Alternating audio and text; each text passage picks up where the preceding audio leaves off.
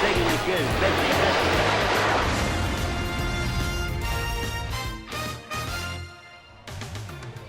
At Marlins Park in Miami, Florida, the New York Mets play the Miami Marlins.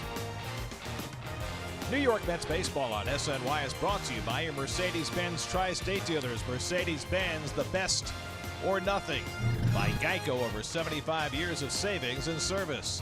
And by your local Ford dealers. For great deals on Ford cars, trucks, and SUVs, visit buyfordnow.com. Well, the spaceship is open, like Close Encounters of the Third Kind.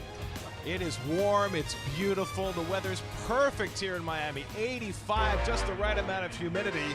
Mets have been doing awfully well in the cold, though. 7-1 to start the season, getting performances from up and down the line. The bullpen has been especially solid. Veterans have come in from the outside to help. The stalwarts have been front and center. And the Mets, under the reins of Mickey Callaway, off to a start besting their best ever. And a pleasant good evening, everybody, and welcome to Miami. Gary Cohen, Ron Darling with you tonight as Mets open a three-game series against the Marlins. The Mets come from D.C., where they played a 12-inning affair last night. Didn't get to their hotel till 5 in the morning.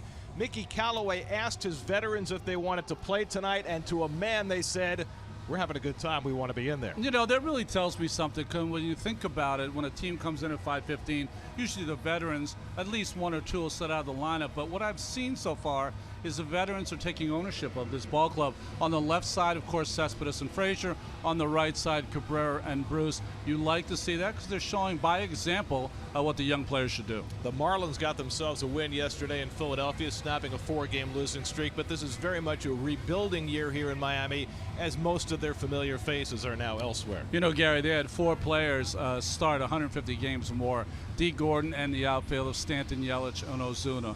So when we say the lineup tonight, you're not going to know all the players that are in it, but they're trying to really rebuild this entire organization from the bottom up. 27 new players have joined this roster since the middle of July last year. And they have some injuries to some key players as well. Meanwhile, Noah Syndergaard will make his 3rd start of the year. Noah has not yet been at his best, but he's been good enough. Yeah, he's been a little iffy. He's got himself a win in the first game, but he's only gone 4 innings. He's got a lot of strikeouts, 17 punch-outs, but he hasn't had that real signature game yet. This is a ballpark that's given the Mets trouble over the years, trying to dominate a team that's trying to rebuild in 2018. It's the Mets and the Marlins from Miami. All the action coming your way tonight on SNY.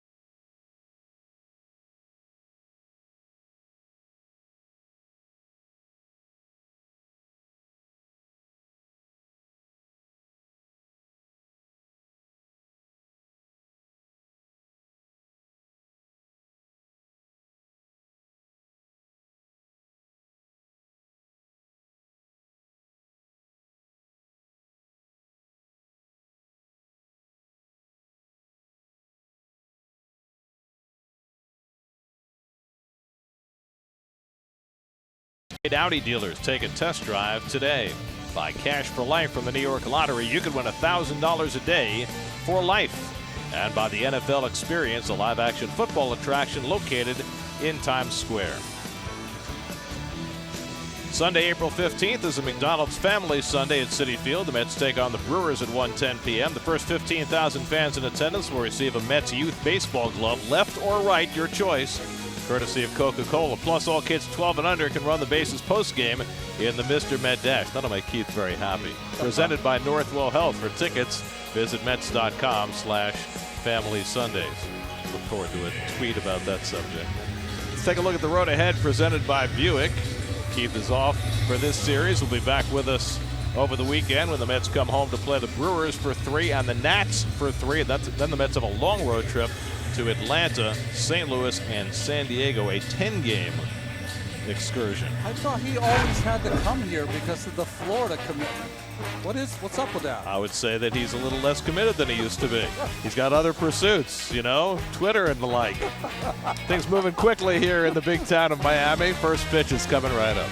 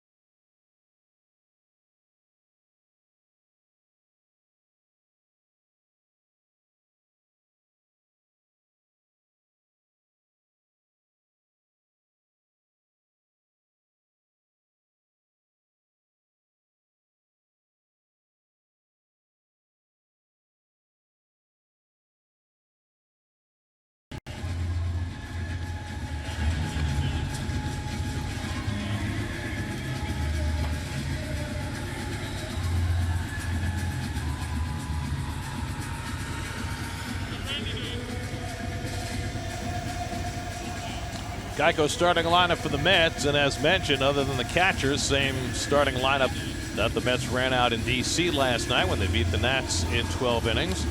They've got the 3 big bats, Conforto, Cespedes, and Bruce, stacked at the top of the batting order as they did last night. And as a potent trio to get things started against the Marlins and their opening day starter, Jose Urena. Well, that opening day start, as you see the Land Rover numbers, was not good, but his second start was awfully good against the Boston Red Sox when he went 7 innings with 7 Ks. He was in the bullpen for the Marlins last year till May 7th. After that time, he was 14-7.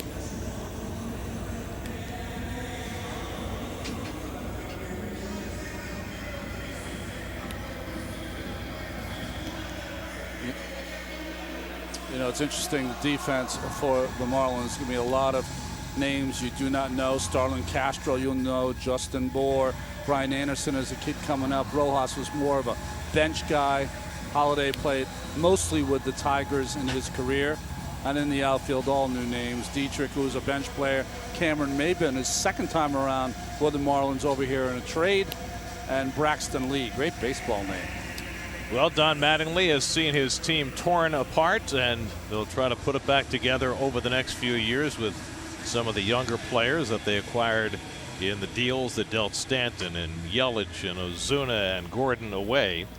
But when the new ownership took over, they felt as though this team was not good enough to compete for a championship, so they decided to take a huge step backwards in order to go forward down the road. We'll see how it pans out. Michael Conforto makes his third start since coming off the disabled list. Michael's 2 for 9 to start his year. And the Marlins put on the overshift against Conforto as Ureña's first pitch of the night is fouled away, and we're underway. Jose Ureña, an overnight success last year at the age of 26 after kicking around with the Marlins the previous 3 years. And he was tremendous. 14 wins. He'll pitch inside a lot. Conforto lines one into center field, and that's how this game starts, with a base hit for Michael Conforto.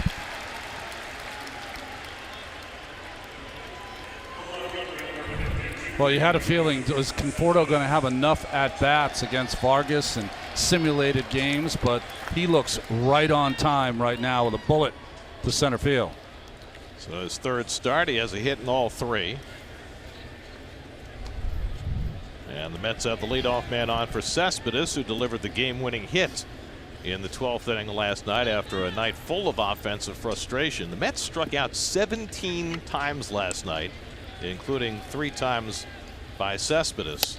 But at the cost of a broken bat, he delivered the winning run when it counted. Well, that's the interesting sign. They did so much in that game to probably lose that ball game, had so many little nuances of that game, but they just stuck around. I think the best way to put it is it's a game the Mets had no right winning, and they won it, which gives you an idea just how hot they are right now, which means both execution and a little good fortune as well. Well, Anthony Rendon, the ball he hit off Harvey, usually at the ballpark, that's long gone. Well, think about Bryce Harper not going to third base on that errant pickoff throw. The Nats should have won the game right there. Yeah, they did not play a buttoned-up game. Neither did Harper, even though he hit a home run. Cespedes lifts one to left. In comes Dietrich toward the line. And struggles but makes the catch. Conforto tagging but not moving. And Cespedes is retired for the first out of the night. The roof is open here at Marlins Park, and we haven't seen it open all that much since this ballpark opened to get a feel for how much better the ball carries closed versus open. And we know some of the ballparks around, we have a feel like Arizona, but not here yet. Now Jay Bruce, who's hit in 6 straight games. Bruce had a double his first time up last night, and Marlins will shift against him.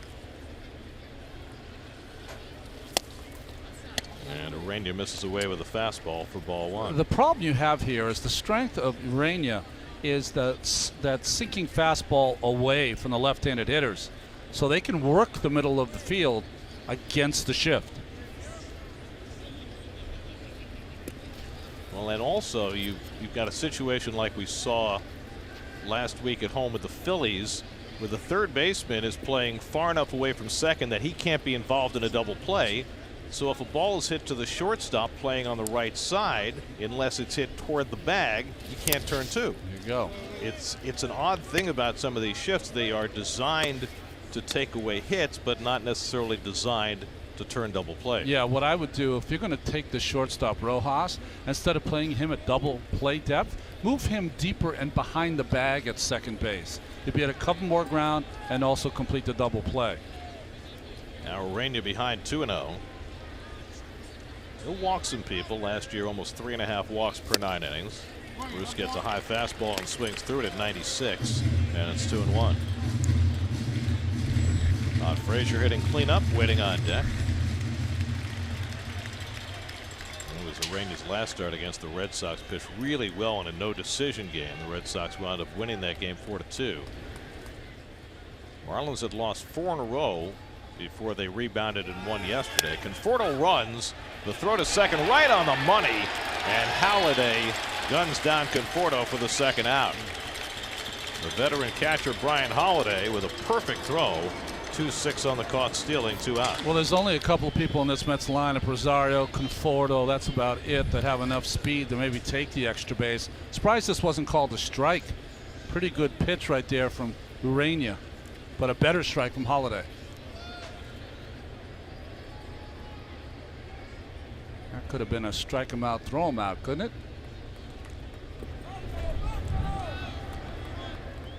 So 2 out and nobody on, 2-2 to Bruce, and he lifts 1 foul. Sorry about that, Gary. I had the count wrong. One of the pitches to Bruce that made it 1-2, but it was 2-1. See, already I can't even exist without Keith here. I have to take it up a notch. I think we're going to get in a rhythm during this series. We've been so in and out these first couple of weeks. Grounded down to Bohr, and he'll make the play on Bruce, and so Urania able to work around the leadoff hit by Conforto with some help from his catcher. Noah Syndergaard takes them out when we come back.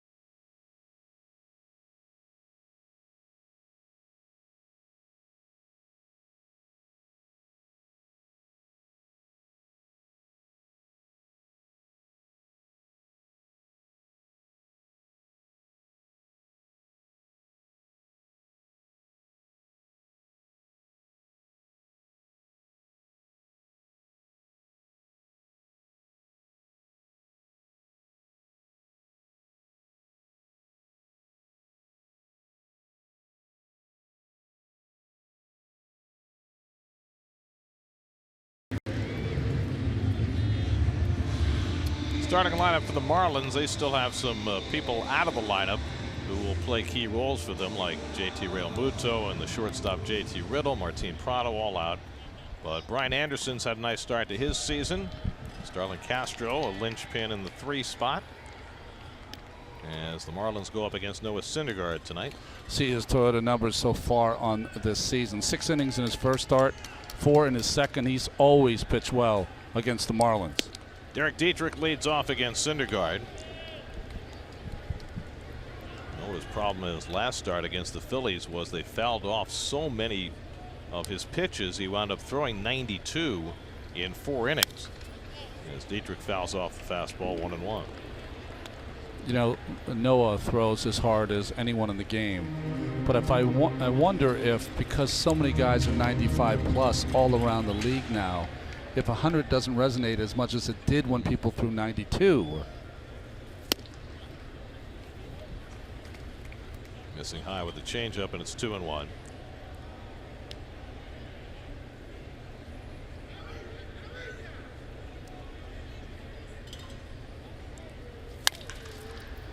Bouncing ball for Cabrera, plays the nice big hop and throws out Dietrich, 1 away.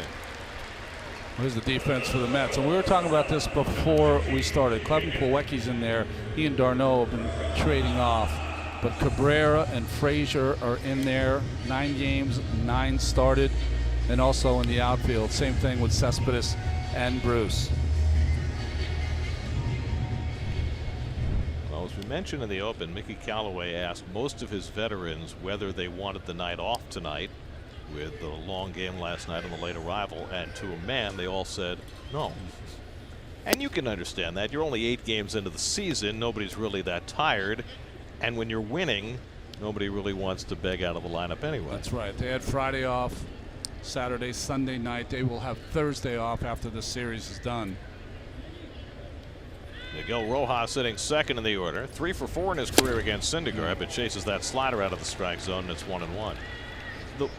That pitch is firm, tight. Doesn't look like a slider till the very last second. That's why it fooled Rojas. You know, talking about the late arrival last night, the Mets are doing a lot of work, as a lot of clubs are this year.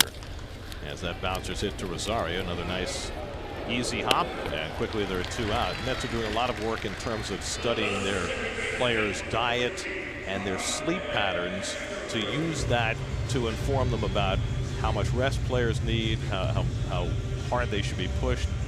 And the one concession that Mickey Callaway made today, he said, late arrival, 1 bus, get here at 4 o'clock, no batting practice. Nice.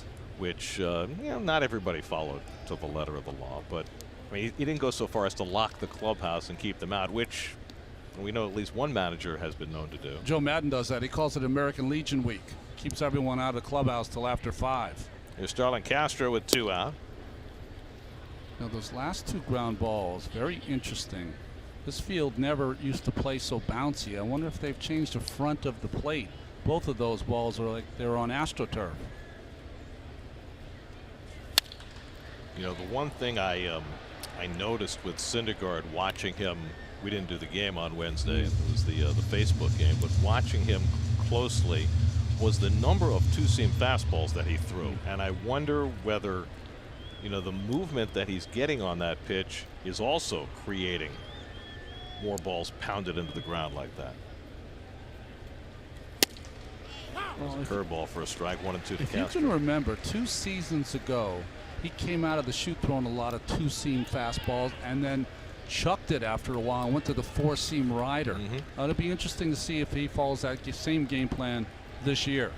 1-2 coming, and Castro takes just inside. Jim Wolf is the home plate umpire, brother of a pitcher, generally considered a pitcher's umpire. Of course, his brother Randy, longtime major league left-hander. Got the best arm in the league. If he throws the ball back to the pitcher, watch out. And Castro chases the slider for strike 3. So Syndergaard with a 1-2-3 first, couple of ground balls and a strikeout. No score in Miami after 1.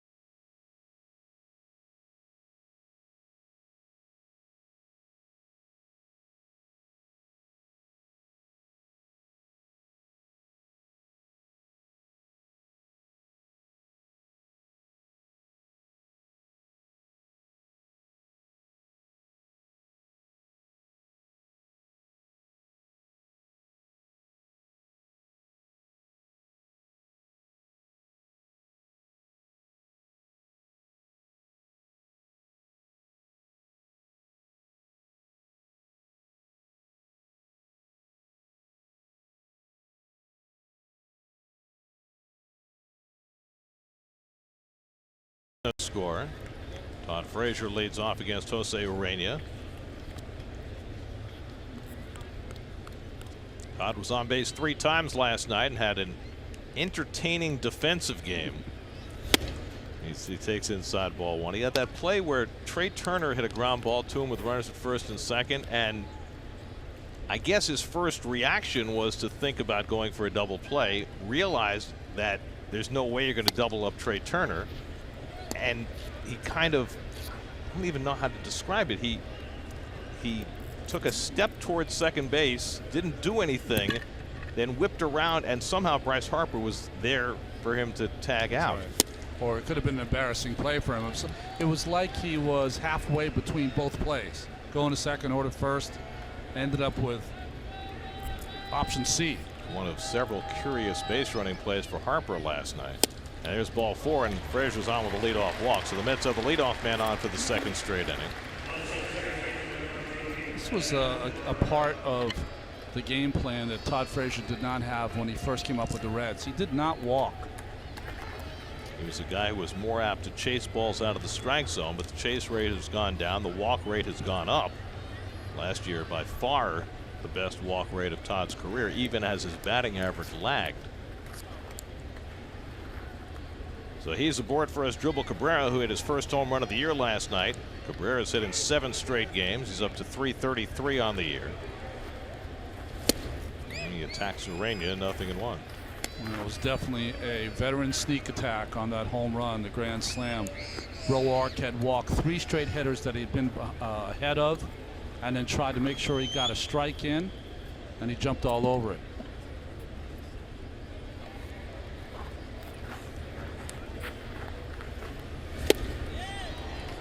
Urania with a good breaking ball, and it's 0-2. Good slider to Gonzalez there.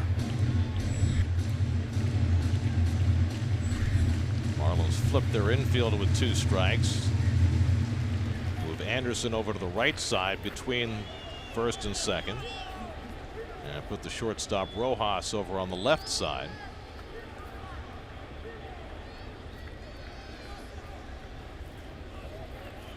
An odd step off by Urania. He stepped off and he looked behind him, which is a very odd way to look at the runner at first. Makes you think he was hearing footsteps. Like a receiver going over the middle. So with the 0-2 count, the way the defense is constructed now, it's telling me that they think the ball's going to be hit up the middle more than it will be pulled, because they have their best 2 infielders up the middle.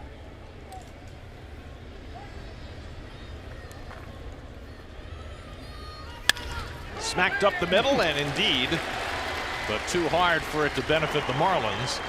And Cabrera's got himself a 2-strike hit. And the Mets are in business, first and second, nobody out. Well, you just can't make a mistake with Asdrubal Cabrera with the fastball. We always document how he's a first pitch fastball hitter, but anytime you throw a fastball up in the strike zone, he's going to take advantage of it. Boy, that ball's letter high, and he got on top of it. Pretty impressive. And his second hit in 15 career at-bats against Urania. And the Mets' second hit of the night, and here's Gonzalez, who hit that grand slam last night off Tanner Roark. His first home run as a Met and his 6th career grand slam. And he takes a slider, but he went around on the half swing. Brian Blakeney with the call, and it's 0-1.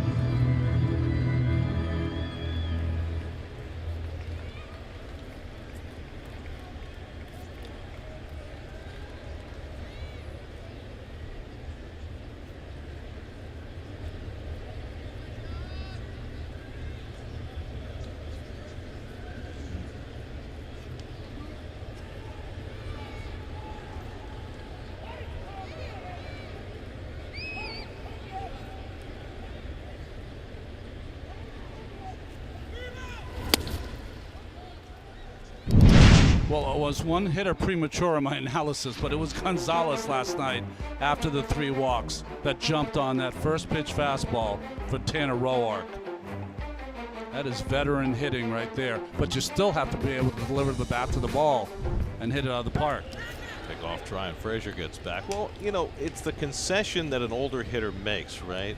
That you have to anticipate situations. You have to maybe cheat a little bit more to the fastball when you're, 35 years old and a hitter of Gonzalez's caliber. I think you're absolutely right. He's up the middle or a left center hitter to me until he's in a hitter's count. Then he can anticipate.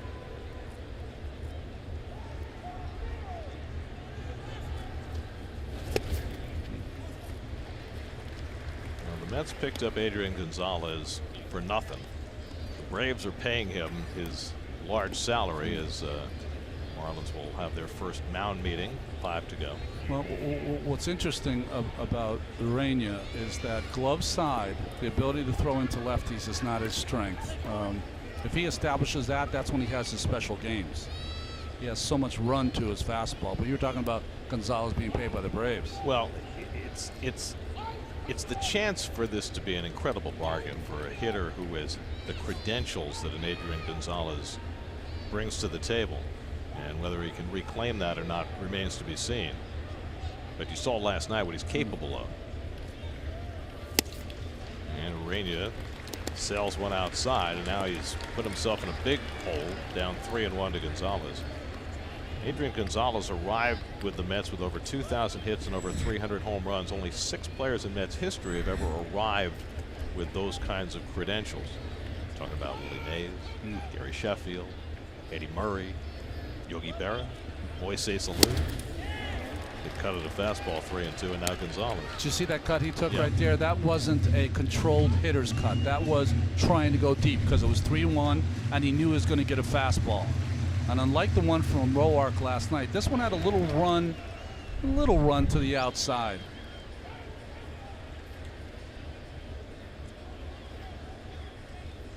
So now Urania's run the count full.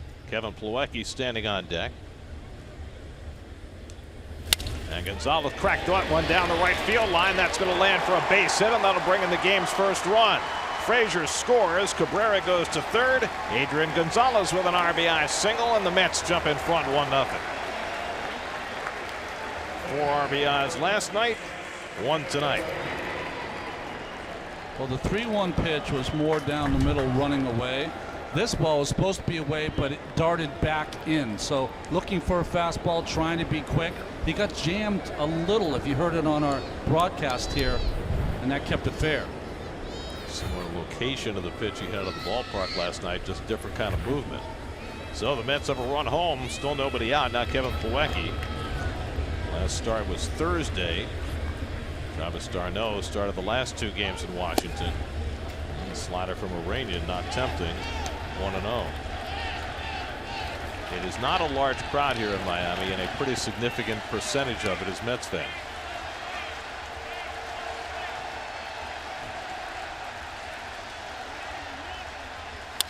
Plawecki grounds one toward the hole, cut off by Anderson, gets the out at second, and the turn by Castro for the double play as a run comes home to make it 2-0 New York.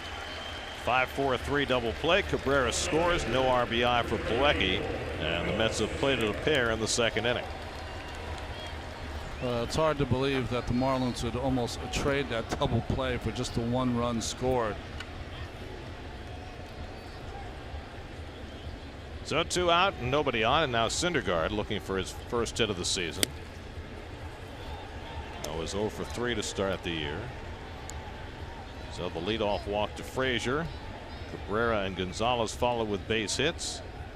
And significantly, Cabrera going first to third on the Gonzalez hit, which enabled the Mets to score a run on the double play. And that's been something of a tone setter this year for this team, particularly from Cabrera, who may not be fleet, but has really run the bases well. You know, there was a conversation that had to happen between Mickey Callaway and his crew about, hey, listen, I know we're not a fast team. That doesn't mean we can't be a good base running team. They've taken it to heart. And he got burned on one last night. He got thrown out at third base on what could have been a short, wild pitch, and that's going to happen if you're aggressive. But for the most part, the aggressiveness that the Mets have shown on the bases has worked almost completely to their benefit. 2-2 from Urania, and he ties up Syndergaard. It's on the inside corner, and that puts a close to the inning. But the Mets score a couple against Urania and hand Syndergaard a 2-0 lead.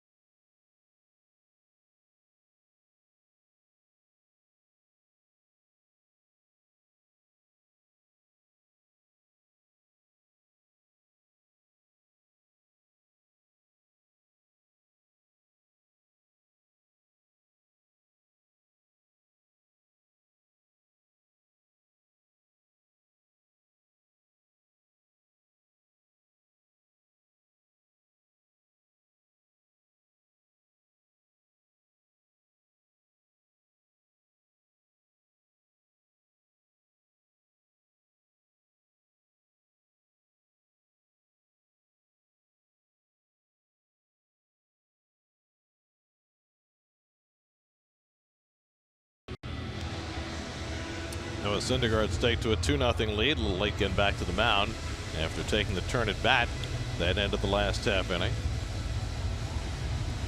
I don't know if you can see it on the television, guys, but see the different color between his jersey and his pants. That happens because you end up sweating so much, especially from your belt up, that jersey will change colors and become a darker shade. Well, the temperature is around 80 degrees. It's a little humid here in South Florida, as you'd expect, but have we mentioned how delightful it is for the roof to be open? So nice. The home run sculpture, although not as cherished by the new ownership as it was by the old, is still here. But they have made a commitment this year to opening the roof more often, which is a good thing. Justin Bour leads off and pounds one into the ground right at home plate. That's a fair ball, and Plawecki throws him out. One pitch and 1 2-foot ground ball. Well, we were talking about Asdrubal Cabrera going first to third on that Gonzalez base hit and how aggressive the Mets have been on the base paths, and Mickey Callaway certainly likes what he's seen so far.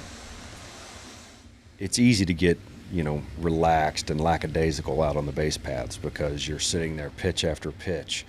But if you stay locked in, you're getting a great secondary every time and looking for a dirt ball read and making sure that you do everything to, run the bases in a championship manner, then you're going to be able to take that, extra base or go first to third. And our guys have done a tremendous job of it.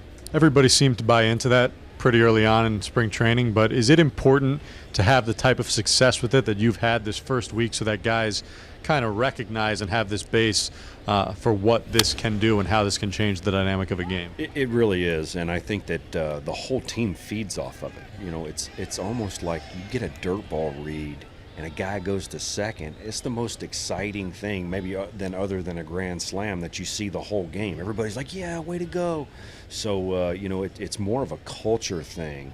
And, the benefit of it is we get an extra base and have a chance to score. So it's been really neat watching those guys pay attention to it and pull for it when it happens.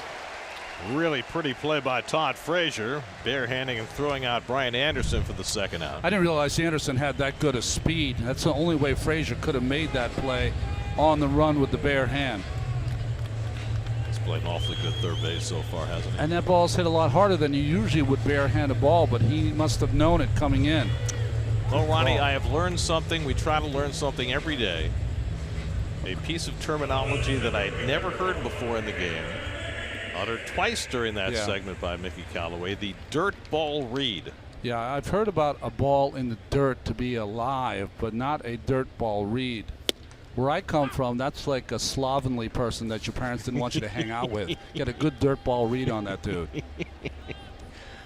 Well, you understand what he means, but it's a new way of expressing it. Here's Cameron Maybin, and he foul tips the off-speed pitch, and it's 0-2. Let's check in with Steve. So surprising to hear Callaway say dirt ball read that often either, because this was such an emphasis in spring training. The Mets would have drills where they brought catchers in from minor league camp, put runners on first base, and specifically kept throwing those balls in the dirt so that these guys could get used to the dirt ball read, figure out which pitches they could go on and which they should pull back on. I want to know who were the catchers who volunteered to block the dirt balls that they needed to read. 1-2 from Syndergaard, and fouled at the plate, and they've been able to hang in there. One of the things that I always find interesting when you have a new manager and they come from a different place, the way they use the language and speak about things are different than we have on the East Coast, or Terry Collins was from Michigan, or, Tennessee native Callaway with the dirt ball read. That could go viral, by the way. Dirt ball read? Dirt ball read, I love. Sounds like a t-shirt waiting to be made. There you go.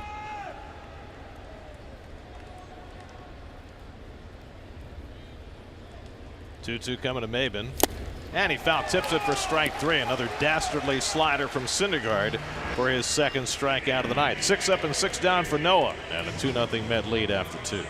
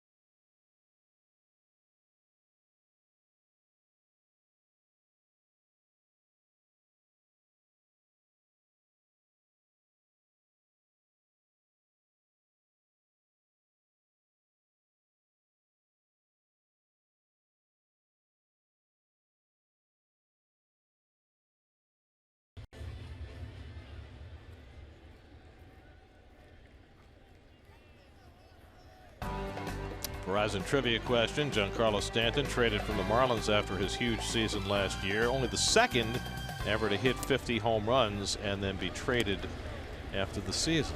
Who was the other? That's a good question. Ahmed Rosario leading off in the third. Ahmed had kind of a throwback game last night, and not in a good way. Chased a lot of pitches out of the strike zone in a year where he's trying to be more disciplined. Here, though, he lays off and hits 3-0. My first thought was Greg Vaughn when you read the trivia question. It's a good call. Wasn't George Foster. Nope. Was it? Could Johnny Mize? Ooh, that's a good call.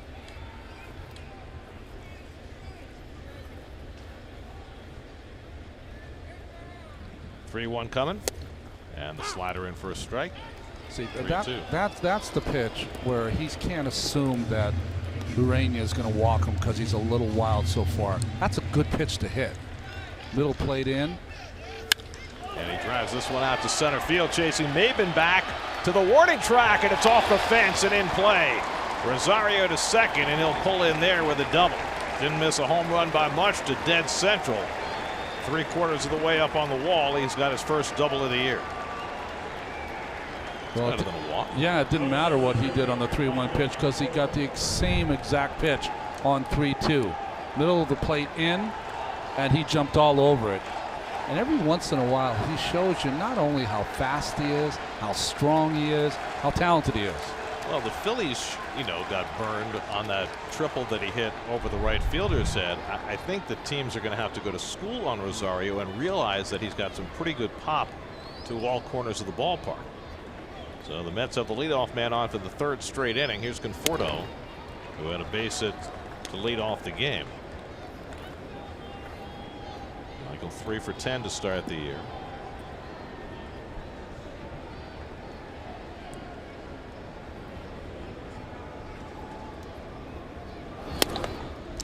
Urania is the ace of the Marlins staff.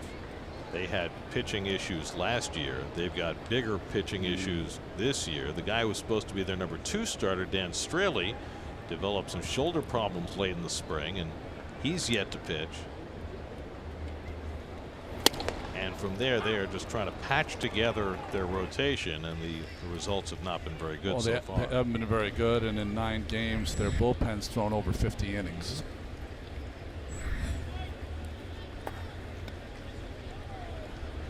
It doesn't help when you have a game where you give up 20, which they did night before last.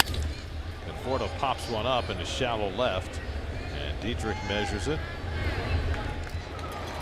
Rosario stays at second, 1 out. Well, those are the guys who are no longer here. Giancarlo Stanton to the Yankees, Marcelo Zuna to the Cardinals, Christian Yelich, who's on the DL right now, so the Mets won't see him this weekend when the Brewers come in. And D. Gordon now playing center field in Seattle. Now, they did get back some significant talent in some of those deals, particularly in the Ozuna trade. But with the outfield, you're talking about 114, 15 home runs, 330 RBI.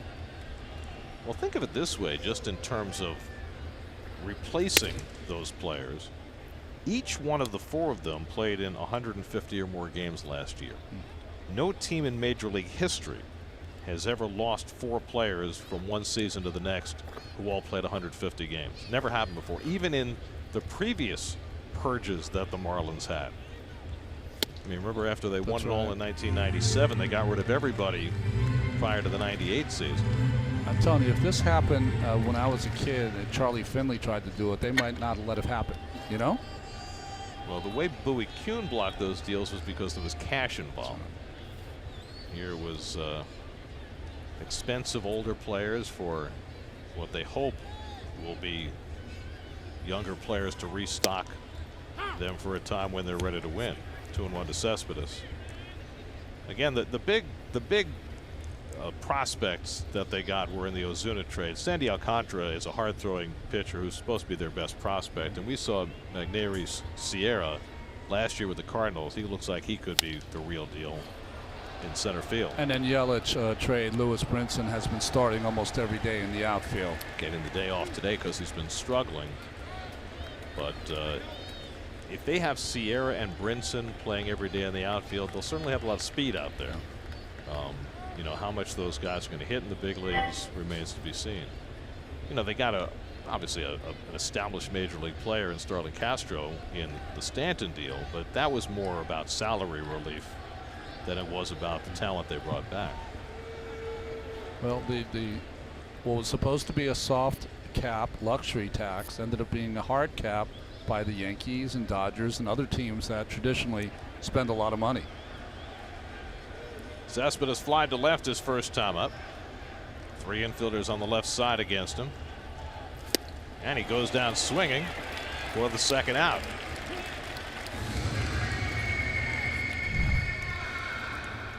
Change up from Morena? Yes, it was. Down and in. Good pitch. Seen some swings now from the Mets that have been pretty big.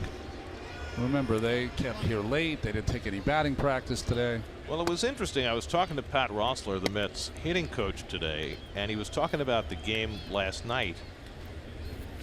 And he said for 3 or 4 innings there, we got out of our game plan. And what he was talking about was all those strikeouts, right?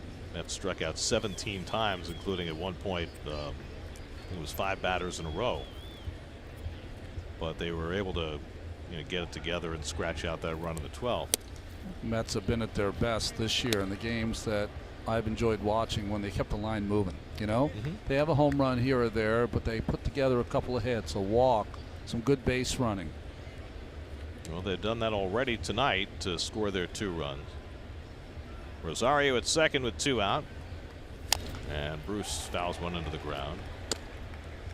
Interestingly, even with the 17 strikeouts last night, the Mets have still struck out the 5th fewest times in the National League. And that's a progression that began last year. A team that hit for tremendous power but didn't strike out as much as they had in the past. Well, that's your world champion Houston Astros, so the best indication of that. The prototype for a team that decided the strikeouts are not okay. Bruce pops one up, see if it stays in play. Holiday coming back toward the dugout and overruns it. So Brian Holiday struggling all the way with that pop-up and could not master it. Well, this is how I always feel. This is the catcher's ball. But Brian Anderson, if he could have got in a little quicker, he could have helped him out some. And I'm wondering, if the netting gives any kind of optical illusion to the guys that are going back on those pop-ups. Wasn't even close. I think also Holiday reached the opening at the corner of the dugout, and I think that threw him off as well. A little bit low with that change up. 2-2 to Bruce. Guys are so used to getting to barriers now. In the old days, before they had fences in front of dugouts, you always had to worry about the dugout lip when you were chasing a foul pop-up. Now most of the time you don't. Line the other way, and Bruce has a base hit, and that'll bring home a run. Rosario scoots in to score. Jay Bruce with a 2-out RBI hit, and it's 3-0 New York. Gary, that's just another indication of how the Mets have taken advantage of certain situations. The most simplest of pop-ups to the catcher that should be made. What does Bruce turn it to? 2 pitches later, a base hit the opposite way. Lots of teams get breaks. Very few teams take advantage of those breaks. Mets are doing that right now. Well, and also the 2-out, 2-strike approach by Bruce against a pitcher who likes to work away to left-hand hitters. I mean, Jay is a pull hitter, but in that situation, he's trying to do something different. Well, you saw it in Washington, right, with the base runners going. A simple ball, 2-strike approach by Frazier. He just hit a little ground ball up the middle that turned into a run because Conforto was running on the pitch. Frazier walked on 4 pitches his first time up, so Bruce is now hitting 7 straight games. His 6th run batted into the season. Frazier takes a slider high, and it's 1-1. Remember the Marlins shifting this much against the right-handed hitters of the Mets. Well, particularly with a guy throwing 96 on the mound. Slider hit out to right center field. Maben over in the gap with Lee. They come together, and Maben with the snow cone to retire the side. That was almost a disaster for the Marlins, as neither Maben nor Lee was giving ground. And Maben just able to keep that ball in the end of his glove. Barely. Look, Ma, no eyes.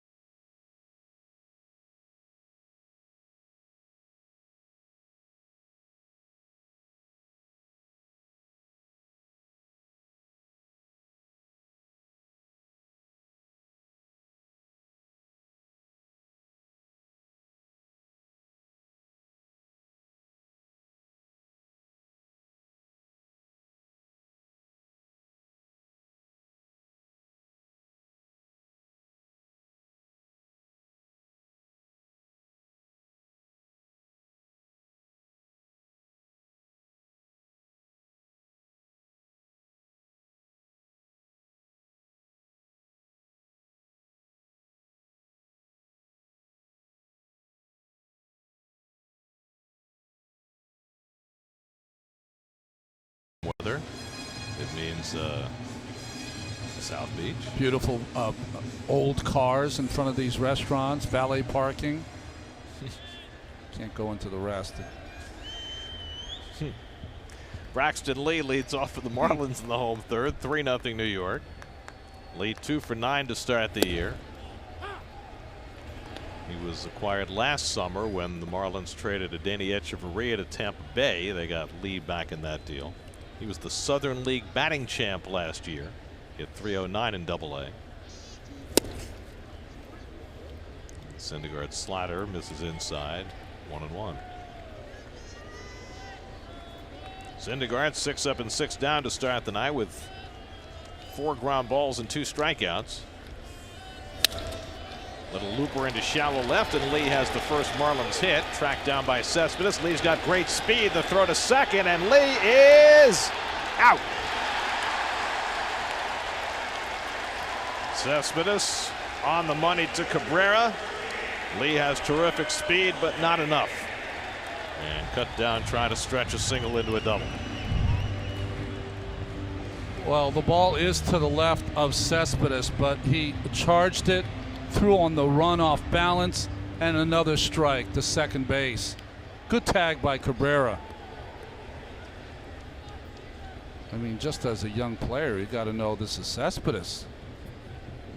And maybe not take your chance, but I guess young players, they want to show what they can do, right? And the other thing I would say is Brian Holiday takes a curveball high. This is a Marlins team that, other than Justin Bour, just does not have a lot of power. And they're going to have to take some chances like this. That one didn't pay off. Well, I think, you know, Gary, what ends up happening is, you know, you mentioned he played in Double-A last year, was the Southern League batting champion. Very few guys in the Southern League can throw you out at second base on a base hit like that. Yeah, like none. Like none, yeah, right.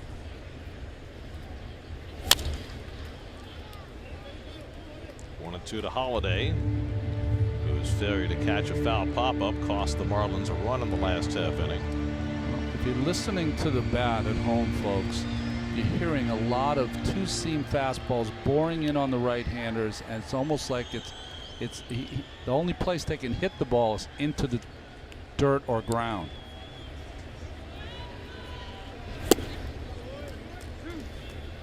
Curveball misses 2-2.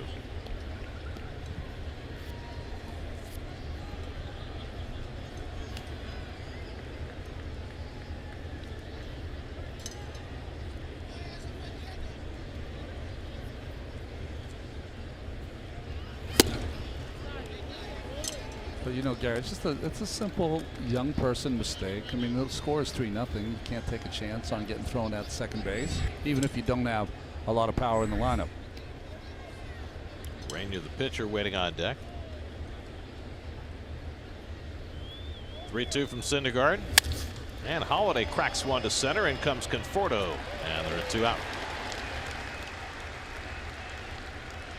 Watch every out-of-market regular season game live at home, in the office, or on the go with MLB.tv. Your subscription allows you to watch live baseball on your favorite supported devices. Blackout and other restrictions apply. Visit MLB.tv for details. 2 out and nobody on. Now Urania, lifetime 111 hitter, 0 for 3 this year. I wonder, you know, we're talking about the fact that Marlins don't have a lot of power. Justin Bour was playing with guys like Stanton and Ozuna and Yelich, and now he's really the only power thread left in the lineup. And I wonder what kind of pressures that puts on a player like Justin Bour, who's used to being a supporting player and now is being counted on to be the main power source. Well, I think it does put some pressure on him, even though he had a real good year, even though despite being on the DL a couple of times. What happens in the middle of a lineup when you have a Stanton, Ozuna, and Yelich is that when Bour comes to the plate, you don't really think too much about him. You challenge him. But in this lineup, Brian Anderson, who hits behind him, is going to have a solid year. Urania goes down on the slider, and Syndergaard has his 3rd strikeout. He's faced the minimum over the first 3 innings. 3-0 New York.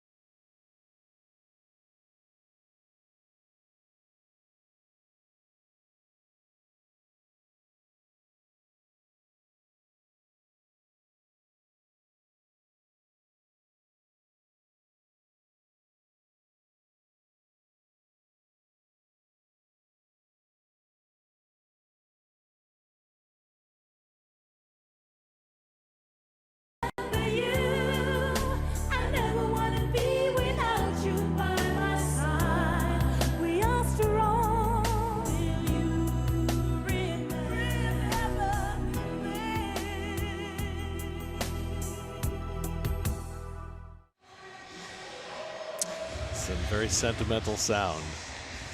Shirley Bassey, when she had her trio, recorded that.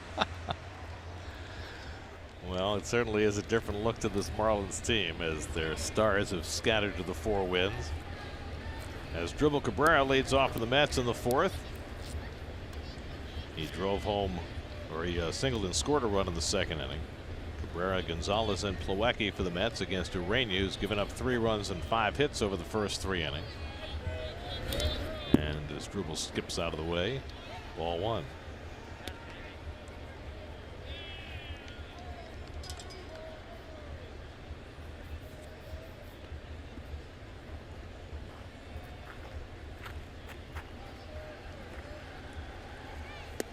There's been so much talk in baseball over the last few years about teams not trying to be competitive, and some use the word tanking. I'm loath to use that word, if only because that's grounded into the shift and Castro's there to play it for the first out. Because the guys who are out on the field, they're not tanking. That's right. They're trying their best to win every game. Talk more about that in a moment. Right now, let's go inside baseball with Steve Gelbs. His report tonight is brought to you by Volkswagen. Well, Gary, it turns out that spring training reports of Shohei Ohtani being a bust were a little bit premature. Ohtani Ohtani retired the first 19 batters for the Angels yesterday in their game against the A's, en route to his 2nd win. He's also got 3 home runs, first player in 99 years with 3 home runs and 2 wins as a pitcher in the first 10 games of the season. And yesterday he was absolutely filthy. Swung and missed 25 times, did the Oakland A's. That's the most of any one pitcher, the most one pitcher has gotten in any game across Major League Baseball this season. And the real question becomes, and Ron, I'm really curious to hear your perspective on this as a former pitcher, can something like this sustain itself throughout the course of an entire season? Hot start for Ohtani, but it's still so early. Well, the hottest start I've ever seen a pitcher have in kind of my lifetime of watching players play as a player was Fernando Valenzuela when he started his career. I think in '81 he started out with 4 complete game shutouts. I know the time was different in his first 5 games, and in that 5th game he gave up just 1 earned run. So I've seen starts like this. Just seeing this start after a struggle in spring training. Gonzalez flies one out to right center, and Lee goes back in the gap. I think that's the interesting part of it, is that, you know, it was almost like, okay, this league is too big for him. He's going to have to go someplace and get himself ready to play against the big boys of the Major League Baseball league, and he didn't. I think he maybe just put too much pressure on him, and it's also very early. I mean, there's a lot of games to be played, to be hit in, and it'll be interesting to see if he can throws 100, he can hit the ball 450. Yeah, there are so many pieces to this. You know, Steve was talking about the swings and misses. If you look at the pitch chart on Ohtani yesterday, the vast majority of those swings and misses were on his splitter down out of the strike zone. The hitters make an adjustment to that at some point. And I don't know if they can make an adjustment because will they see him enough? He's pitching every 6 days, right? And secondly, as opposed to maybe 30 years ago, there's only maybe what, half dozen pitchers that throw a split finger. Well, or I mean, if you think about the success that Masahiro Tanaka had initially, right, and think about how players adjusted to him. Now, he doesn't throw as hard as Ohtani does. Well, he hurt his elbow, so he kind of made an adjustment, throws his slider more, kind of spots his fastball. But when he first came up, he looked as unhittable. Of course, he wasn't also DHing 3 times a week. I mean, that just makes it so off the charts phenomenal. And you know, people like to bring up Babe Ruth. Babe Ruth went from being a pitcher to being a full-time outfielder. He had 1 year where he kind of transitioned with the Red Sox, but he didn't do it at the same time. That's right. At least for the most part. And it's hard to believe that Ohtani can keep up this pace over the course of a full season, but if he can, it's going to be one of the most phenomenal things that this game has ever seen. And Ron, you mentioned that he's pitching only once every 6 days right now. I was talking to Mickey Callaway before the game. He said that's going to be a real key to sustaining this. If he pitches so well, can the Angels hold back from trying to push him to a regular spot in the rotation? Because Callaway said if he starts to pitch every 5 days, then it could get really dicey. Lecky grounds one down to Anderson at third. And Ureña's got himself his first 1-2-3 inning of the night. Middle of the 4th in Miami. Mets 3, Marlins nothing.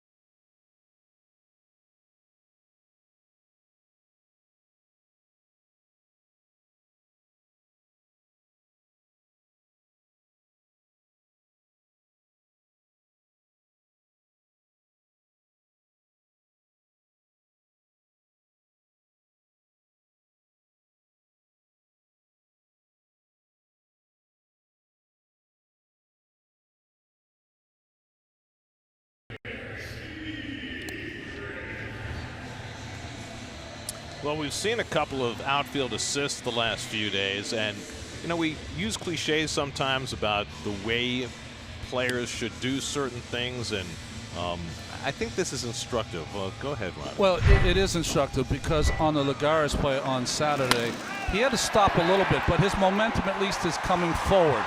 So he gets to use all of his body behind it and gets it in there at 86 miles an hour. Now tonight, by going to left center field, we can see that Cespedes isn't able to get behind the ball, even though he tried to, and throwing off balance, he can't break 80, even though 79.7 is very impressive when you're running away and still trying to throw a ball to second. I'll say it like this. Darryl Strawberry always used to tell us he had the greatest arm, and he did. He tried once to throw on a mound, he could not break 80. So the ability to use all of your body to throw the ball is how you can get some real speed on it. Lagares was able to use his, Cespedes was not. And yet both made accurate throws and got outs. Well, they're you know, the throw by Cespedes, even though it's not as long, is tougher than the one Lagares had because he's totally open. He's got to play a little curve in that ball and put it right on the money. You know, the Mets are very fortunate to have two such outfield arms on the same team because, you know, to be honest, outfield arms are not as valued in the game as they once were. Watch how he gets around a little bit and he plants that right foot and then right, left, and a jump here. And as soon as he jumps, he pushes off that back foot. That is a pretty athletic play. Gorgeous changeup by Syndergaard to get ahead 1-2. And the throw now, all of his momentum is going towards center field. He's almost going to fall over backwards while he's making this throw and still able to make it on the money. And Dietrich, who specializes in getting hit by pitches, leans his elbow into that one and takes first base. 75th time he's been hit by a pitch in a Marlins uniform. He does not give away, does not give in when the ball's inside. He has that little armor on his right tricep, and he just sticks the arm right in there and puts the armor on it and goes to first base. Ronnie, is that legal? I don't think it's legal. From your standpoint, I mean, you're not supposed to get hit on purpose. Did he not get hit on purpose? I don't want to go strong and say didn't get hit on purpose, but he didn't get out of the way at all. And in fact, if you watch that play, he kind of leaned his right elbow in. Looked that way on the replay from that overhead, didn't it? We used to say if a guy was like that, then when you had a chance, you'd air him out. Every chance you'd have. Of course, but you can't really do it with the armor now. Right, in those days they weren't wearing right. that kind of protection. Miguel Rojas grounded to short his first time up. I want to say it's the flare to the right side. That'll go through for a base hit. Dietrich will stop at second as Bruce plays it shallow and right. And so the Marlins have the first two men on. Rojas has their second hit. I wanted to say that it was the first time Syndergaard was pitching out of the stretch, but his windup these days is almost like pitching out of the stretch. It doesn't look much different. So what's the difference, right? A little trouble here. Well, you got the 3 and 4 hitters, Castro and Board, trying to make something of this. First and second and nobody out.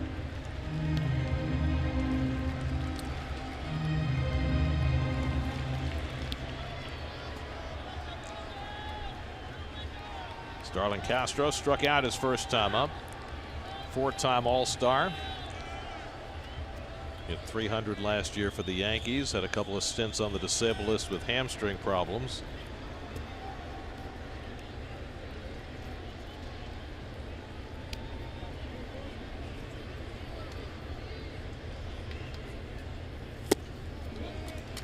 And Syndergaard just misses. Ball 1. Well, this is really the art of pitching, because unless you have one of those perfect kind of games where everything goes right, there are going to be 1, 2, 3 innings in a game that are going to test your mettle. This is his first test in this ball game.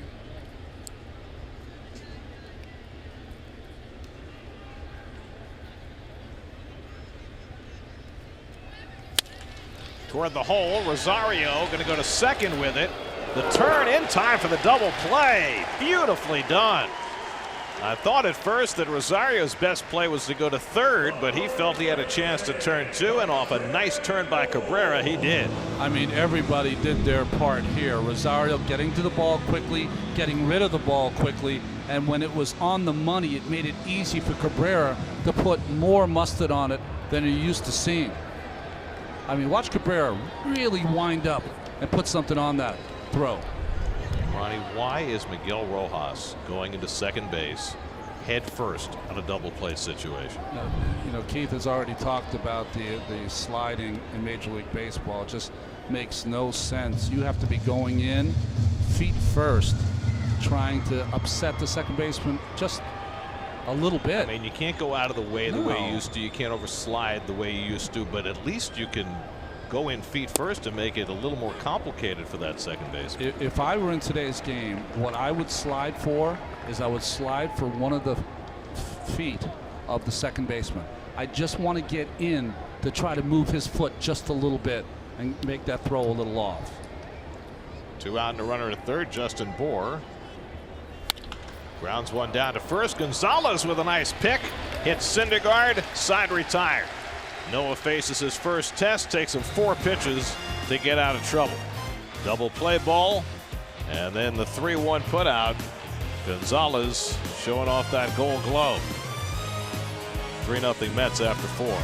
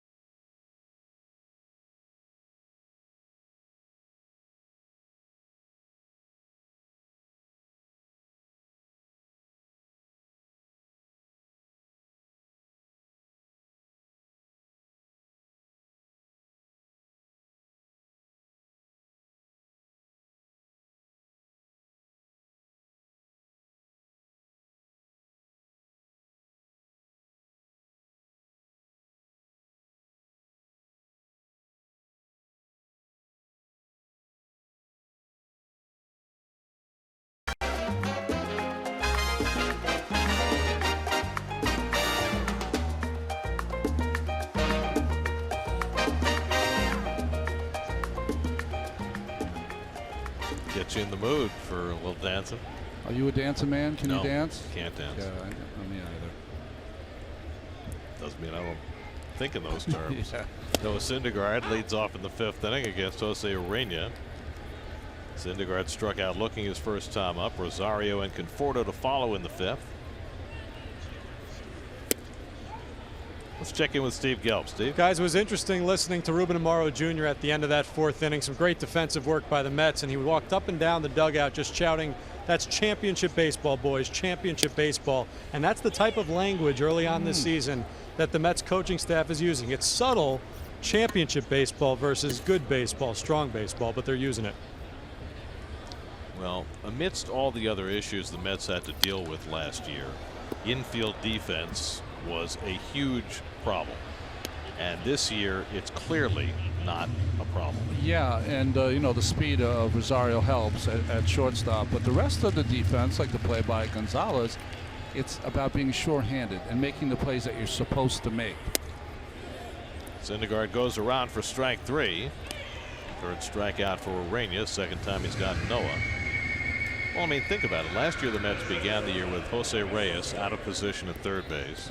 Asdrubal Cabrera, who was playing shortstop but really was not at the point in his career where shortstop was his best position.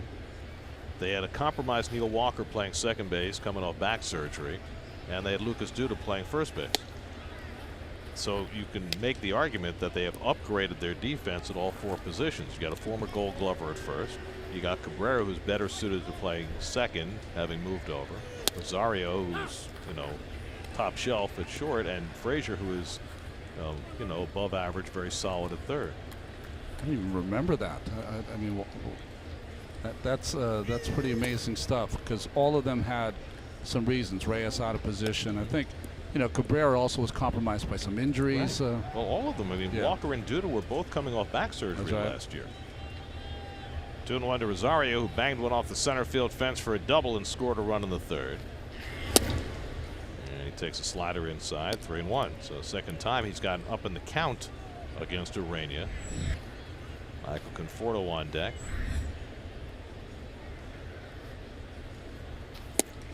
And he takes the fastball for a strike, 3-2. That's twice in a row now. 3-1 fastballs, taking in a funny way, like almost stepping out. You want your hitter to take a fastball, even if they take it, to be watching it all the way into the glove, following it, tracking it. Well, as he strikes out on the slider, the development of Rosario is fascinating because he's obviously a gifted hitter. But at the same time, they're trying to change him as a hitter to be more patient, to be more conscious of working the count, drawing the occasional walk. And after a night like last night, when he chased so many pitches so far out of the strike zone, you know he's got to be extra conscious, right? That's right. So it's interesting watching that on a day-to-day basis and see how he develops. Well, he's got great hand-eye coordination, which is almost a catch-22 for a young player. And what I mean by that, when you have great hand-eye coordination, you can just solely rely on your physical gifts. But it also makes you feel as though there's not a pitch you can't hit because of your great hand-eye coordination, and that's not true. Well, maybe it's true in single A and double A, but it's probably not true at this level.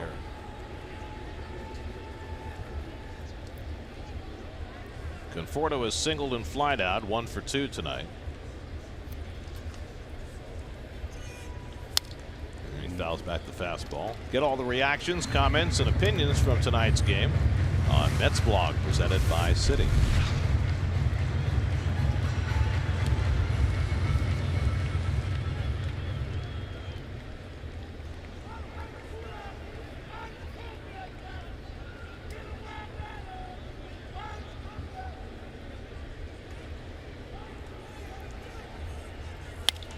And Conforto pops one up on the right side. And that's Anderson, the third baseman, catching it on the right side of the infield. Go figure.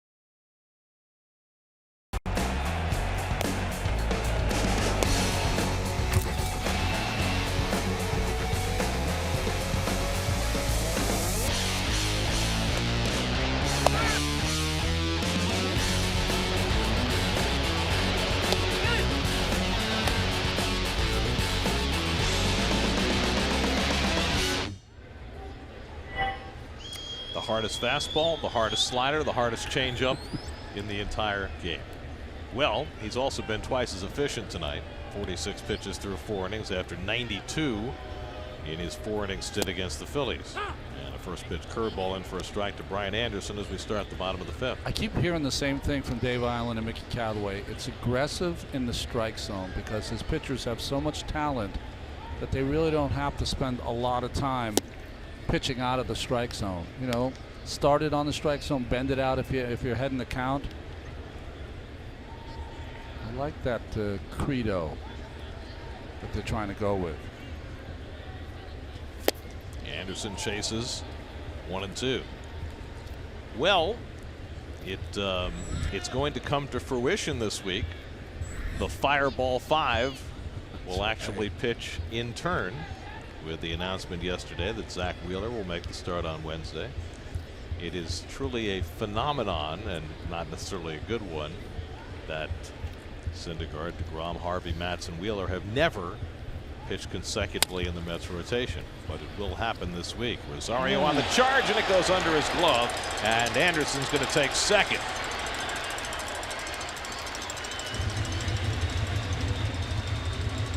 So Rosario charging hard against the speed of Anderson and could not close the deal. Of course, he spent the last 2 innings bragging about the defense. That time he did not get the glove all the way down, worked from bottom to top and right under the glove. It'll be an error charge to Rosario. That's had 3 errors in the game last night, 2 by pitchers. Sorry, Ronnie. That's all right. Did you see the one that Harvey couldn't pick up, the grounder at the front of the mound? Wondering what happened to him, whether maybe that was a knuckleball or something. Fly ball out to right field, and Bruce is right there. Anderson tagging at second. He's going to try for third and then thinks better of it as Bruce's throw comes in solidly to Frazier at third, with Syndergaard properly backing up. Very nice. Nicely done all the way around. You can put a little scorecard on that one if you're Jay Bruce, though. If you notice, Anderson wasn't going. He just gave a great fake. In the future, he might be able to throw behind the runner and get him. But when you're a right fielder and you got a good arm, sometimes you just want to show it off. Good job by Syndergaard being behind him. I love that. I pointed that out because you are constantly vigilant about the pitchers who don't back up, and he was in just the right spot. It's just a hustle play. So, you know, aesthetically, the game is prettier when people are hustling around the field doing their job. So what you do is, if you're Syndergaard, as soon as you see there's going to be a play, you got to get all the way to their dugout. And why is that? Because you want to give yourself as much room as you can. So if the ball gets by Frazier, you've got some room to maneuver. Braxton Lee had a base hit, tried to stretch it into 2, and Cespedes threw him out his first time up. And he takes a slider at his feet, 1-1.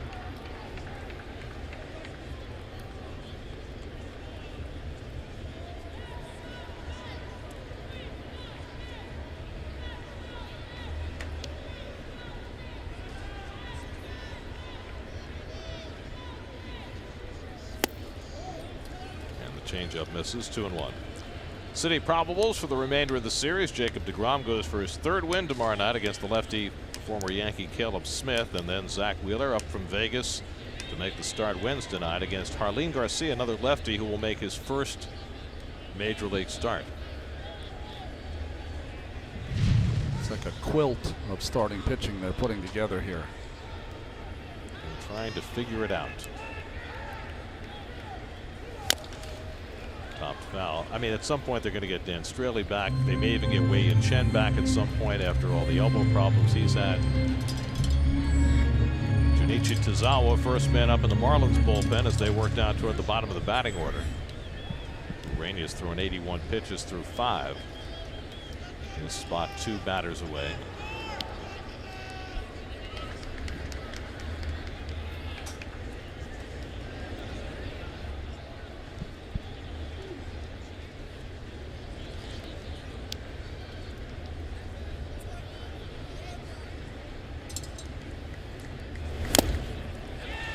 Curveball swung and foul tip, held by Plawecki for strike 3. 4th strikeout for Syndergaard, 2 out. Well, this is one of the rare curveballs that he's thrown. He'll throw more curveballs to lefty, the sliders to righties. Lucky just keeping that ball off the ground. Well, the more strikeouts the Mets record, the more you save. Every strikeout thrown by a Mets pitcher during this road trip saves you 1% off select tickets to the upcoming homestand, April 13th through the 18th. For more information, visit Mets.com/strikeouts. I think they had 28 in the series in Washington. That's right. 4 more tonight. 32% by my calculation. So you asked him about the ball to Harvey. What happens, Gary, is this is how I was taught. If the ball's hit off the end of the bat, it's like a changeup sometimes. So you put your glove down before it gets there and it gets by you. So what you have to do is keep your feet moving so you get in front of the ball, and that way if you miss it with your glove, it'll hit your leg or hit your body. Stay in front of you.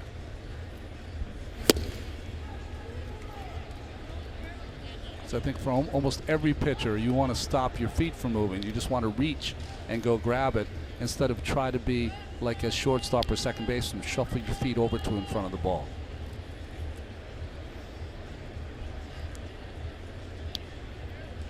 Brian Holiday lined out to center field his first time up.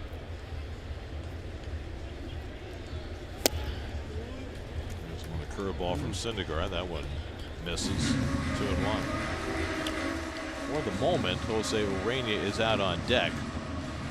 But if the Marlins get Holiday on, you have to think they'll bat for him and give themselves a chance to get something working offensively in a game they trail 3-0 in the 5th.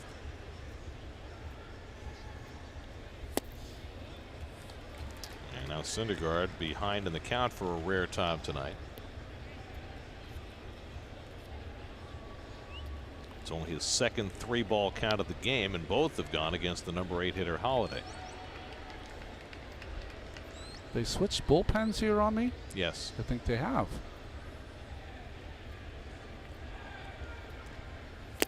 And there's ball 4. First walk of the night for Syndergaard. And Urena gets called back to the dugout, and we will get a pinch hitter.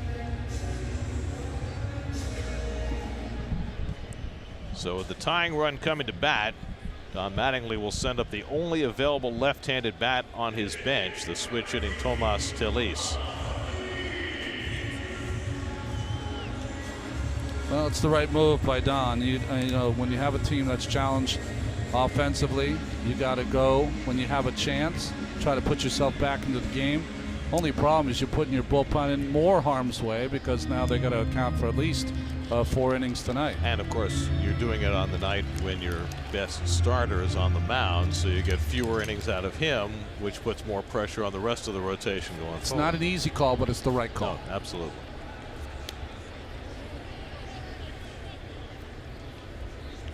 Anderson at second on an error. Holiday at first on a walk.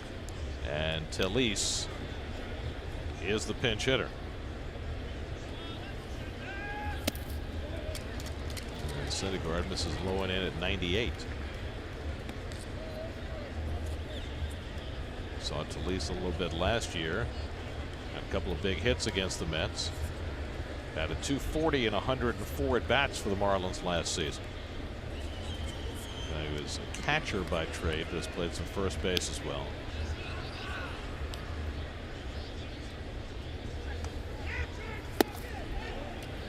And now Noah behind 2-0. So the first little rough patch here as far as control is concerned for a Syndergaard.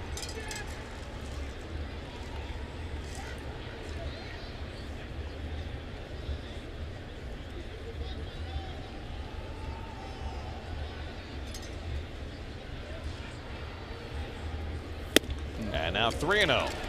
He overthrew that fastball. You got Derek Dietrich, dangerous left-hand hitter, standing on deck. Well, this is the hitter you want. So if you're Noah, you got to say to yourself, okay, calm down now. Let's throw a strike. No way he's going to be swinging 3-0.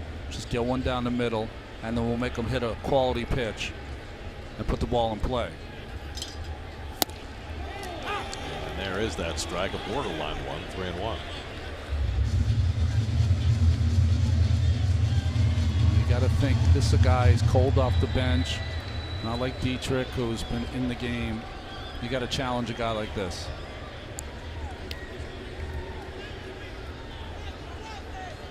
Three-one to Telis, and it's too high. Ball 4.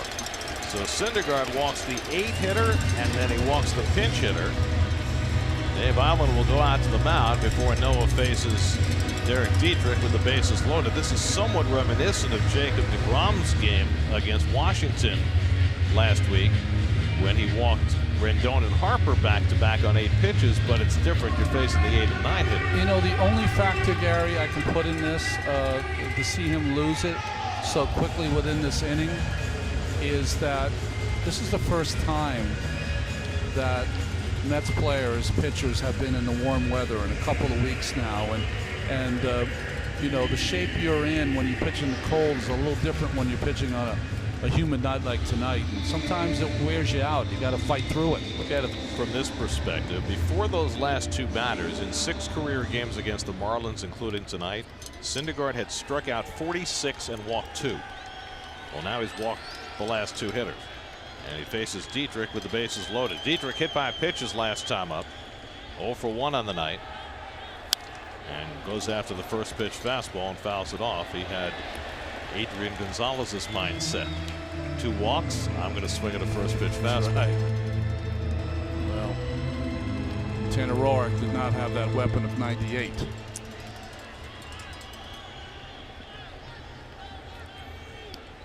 Tying runs on base in a 3-0 game.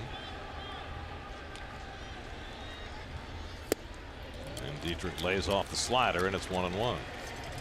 Problem with the bases loaded is Dietrich and the way he approaches hitting. He almost takes the inside part of the plate away from you. Anderson at third, Holiday at second, Talise at first with 2 out.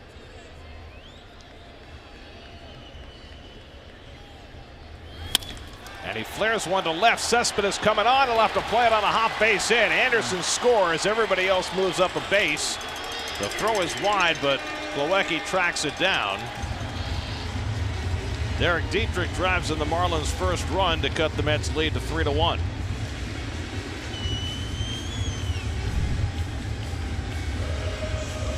They'll come after him with another fastball after a slider. This one caught the middle of the plate and not hit right on the nose to Cespedes. See the runner at second, head down, should not be looking at the left fielder. He should be looking at the coach. That way, if he bobbles it, the coach can change his mind and send you. Although Holiday, a catcher, doesn't run that particularly great, but still, you shouldn't be coaching. So an unearned run, the result of the Rosario error. Bases loaded, 2 out. Miguel Rojas, the batter, had a base hit to right field his last time up, and he takes a fastball for a strike. 99, the hardest pitch Syndergaard's thrown tonight. An error, 2 walks, and the 2-out hit by Dietrich, producing a run for Miami.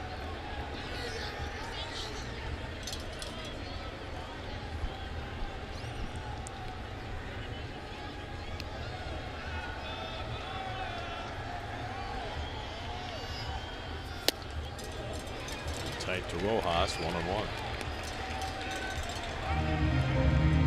Almost looks like to me that Syndergaard overthrowing a little here, Gary. That's why his control he's lost his control. He faced a little bit of a crisis in the 4th inning, but got 2 ground balls to produce 3 outs. It's been a different story here in the 5th. He's already thrown 25 pitches in this inning.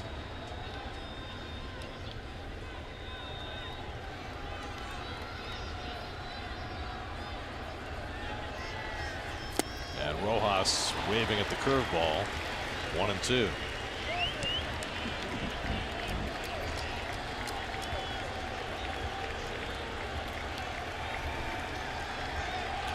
The slider that was so effective early in the game seems to be less effective against these hitters here in the last 2 innings. So he's countered with a few curveballs. And on Rojas, 1-2. Slowly hit, Rosario in, makes the flip, gets the forced side retired. And Syndergaard limits the damage to just 1 unearned run. After 5 in Miami, 3-1 New York.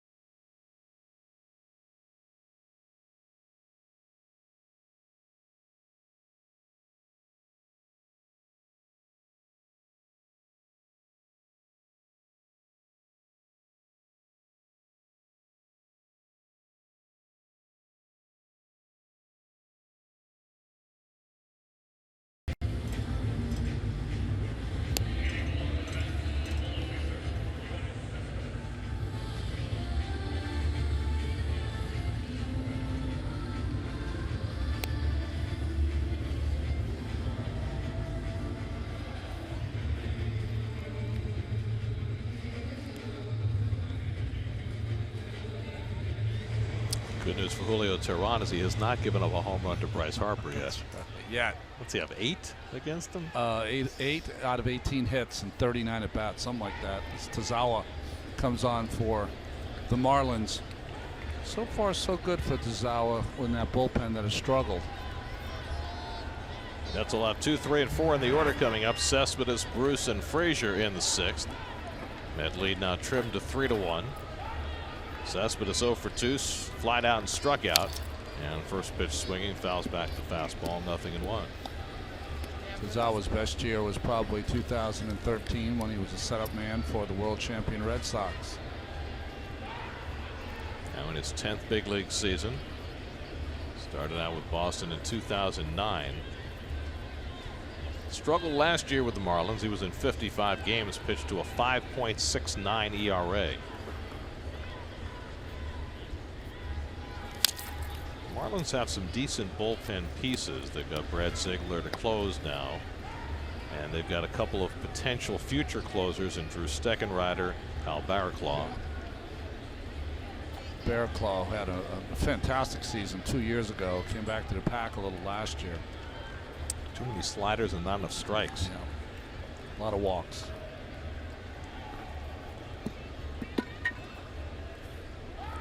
Oh, and 2 to Cespedes. Yoenis has been a little under the weather the last few days. Been running a fever, but said he was good enough to go last night, had the game-winning hit. Said he was good enough to go tonight and has already thrown out a runner.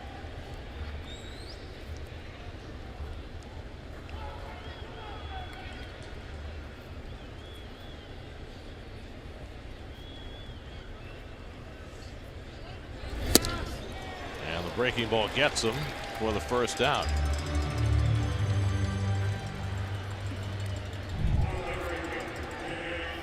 Good breaking ball here from Tazawa.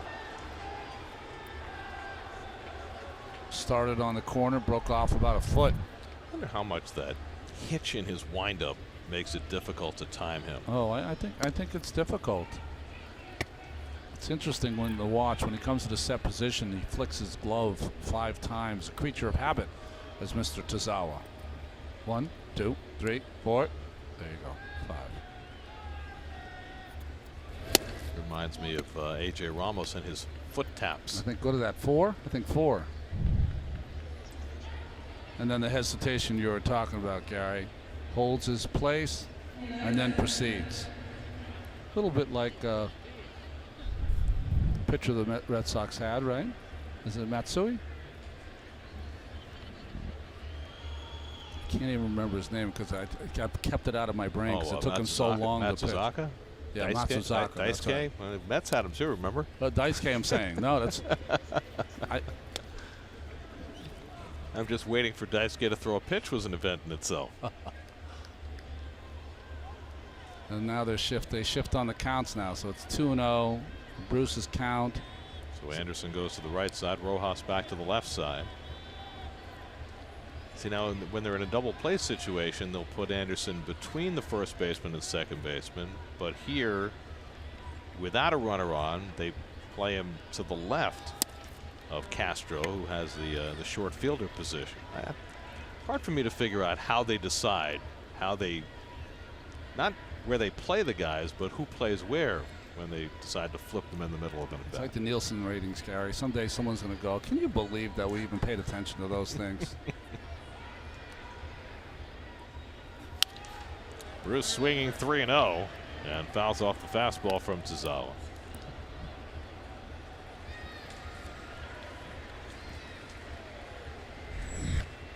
Todd Frazier waiting on deck. So Jose Urena pulled for a pinch hitter after 80 pitches, 5 innings, 3 runs, 5 hits, 1 walk, 4 strikeouts.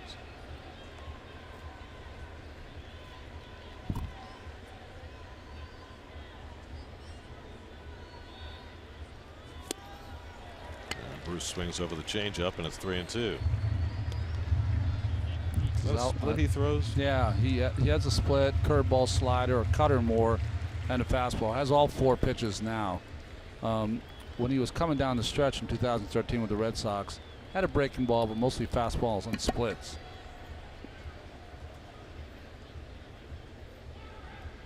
Worked his way back from 3-0 to 3-2. And Bruce lays off for ball 4. So Jay is on base for the second time. And the Mets have a 1-out base runner for Todd Frazier.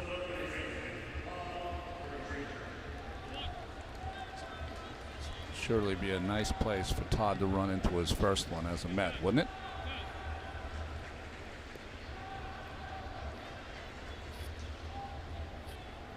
Nope. Frazier tonight has walked and flied to center.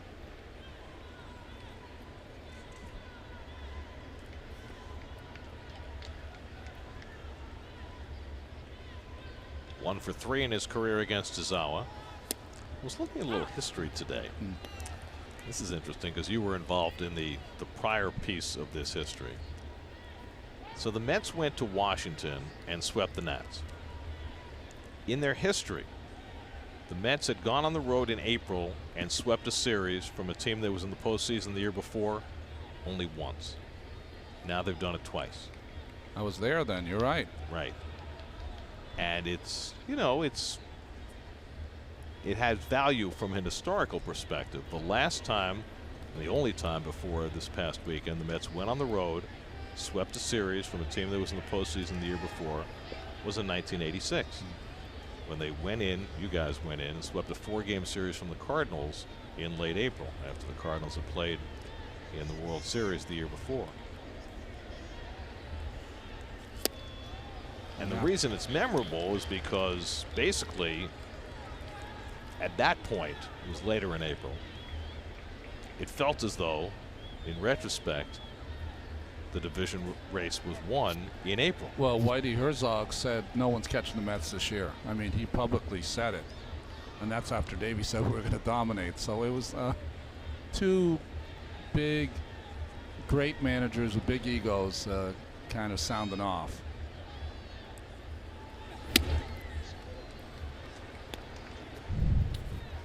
This is the splitter. See how he has it kind of askew, off center in his grip.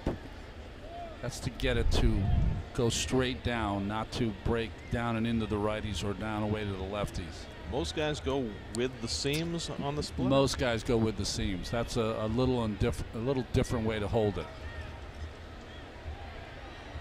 Bruce at first and 1 out, 1-2 to Frazier. And he fouls back the fastball. I didn't like to hold it on the seams because if you catch a seam the wrong way, it'll come out with no movement, and that's not good.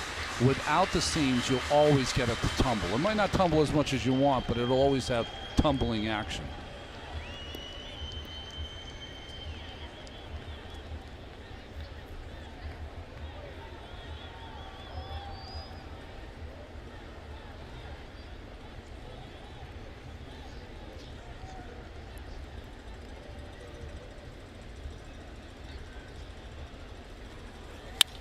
That's line to left. It'll stay up for Dietrich, who slides and stays with it. The ball almost eluded him at the last moment. He slid because it's in the lights. See how he's pointing up there? He lost it in the lights. And I think Heath the other day tried to explain Jay Bruce out in right field. Sometimes you'll just go down because you're trying to get your eyes out of the light's path. Well, that ball almost sailed right by as he turned his head. It's a helpless feeling. I know that for an outfielder. Well, tonight it made sense. The other day in Washington, it was still daylight, Yeah, which you're right. didn't seem to make as much sense in terms of losing a ball in the lights, not the mercury vapor lights like Keith said. Anyway, 2 out and a runner at first. Here's Cabrera, who's 1 for 2. He would have been great with Edison, Keith. You sure he wasn't around then? That's right.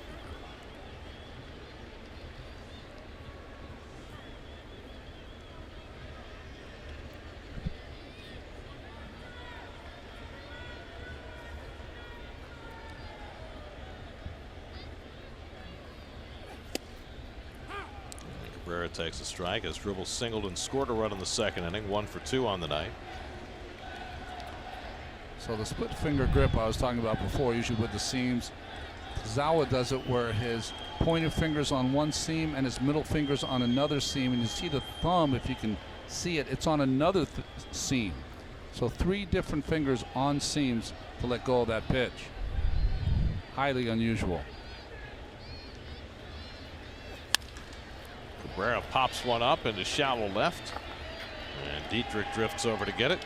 And that retires the side. So Tazawa comes in, issues a walk, but keeps the Mets off the board. Still 3-1 going to the bottom of the 6th.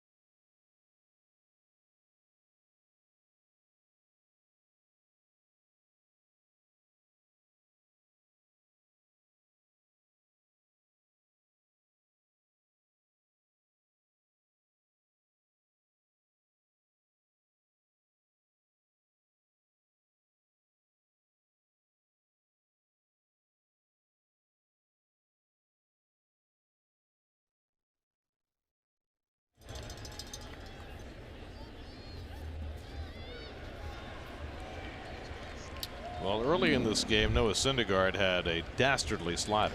And they couldn't lay off it. He would start it a little off the plate, and he was starting it high enough that they had to offer at it. And it was nasty, and he got most of his strikeouts on it. But what happened in the 5th inning is that he started to, the 5th inning is he started it a little too low. So once you start it below the strike zone, they can lay off it more easily than they did before. So he's gone to his curveball more. He started off Starlin Castro in this at bat with a curve. And he comes back with another one, and Castro hooks it into left field for a leadoff hit. So Castro, who had struck out and grounded into a double play, seeing back-to-back curveballs and getting a hit on the second one. We used to say this about Moises Alou. Starlin Castro, somewhere down the road when he's retired, he'd be able to get 2 hits in a major league game when he's 50. Just a hitting machine.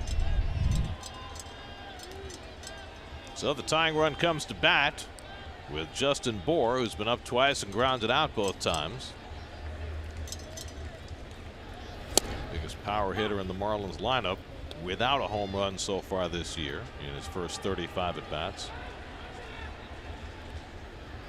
As has been the case often the last few years, Bour missed a lot of time with injury last year, nonetheless hit 25 home runs. High ankle sprain, then an oblique.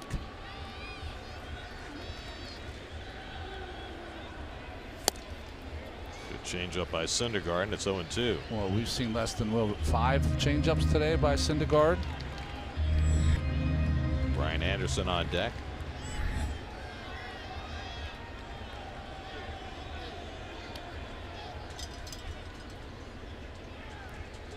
Oh-2 coming. And Bour skips out of the way of the slider. 1-2. Interesting that the Mets don't put the shift on against Bour. Well, remember, a lot of his damage that he's done, especially when it's up out over the plate, is to left center or shooting that gap. So he can go that way. It's the breaking ball that he pulls. Castro at first and nobody out. And Bour takes just off the plate. 2-2. Bour has always stung the Mets. Lifetime .308 against New York coming into the night. Problem has been keeping him on the field for Miami the last couple of years.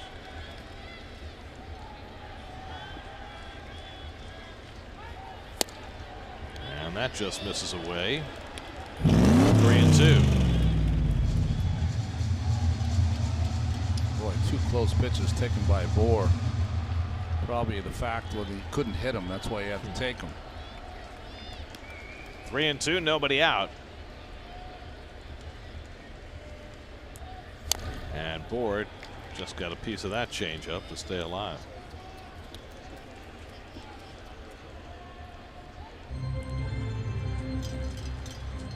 Now Syndergaard threw just 46 pitches over the first 4 innings, but it's been a real slog for him since the start of the 5th.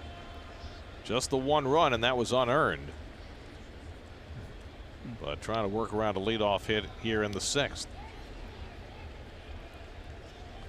Again, the 3-2. Struck him out.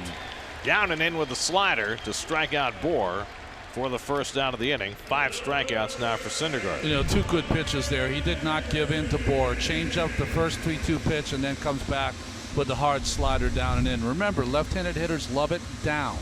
They love it in. Just make it down and in a little more. Downer and inner. That's right. 1 out and 1 on. Here's Anderson, who's hit 2 slow ground balls. The first one, Frazier made a bare hand play and threw him out. The second one went under Rosario's glove for an error. And he takes a slider off the plate for ball 1. Anderson, who had 22 home runs in the minor leagues last year, 25 big league games as well. It's already proven to you, hit the ball on the ground. Just use that good 2-seamer and keep it down. There goes Castro. Plawecki's throw on a hop, not in time, and Castro steals the base, his first of the year.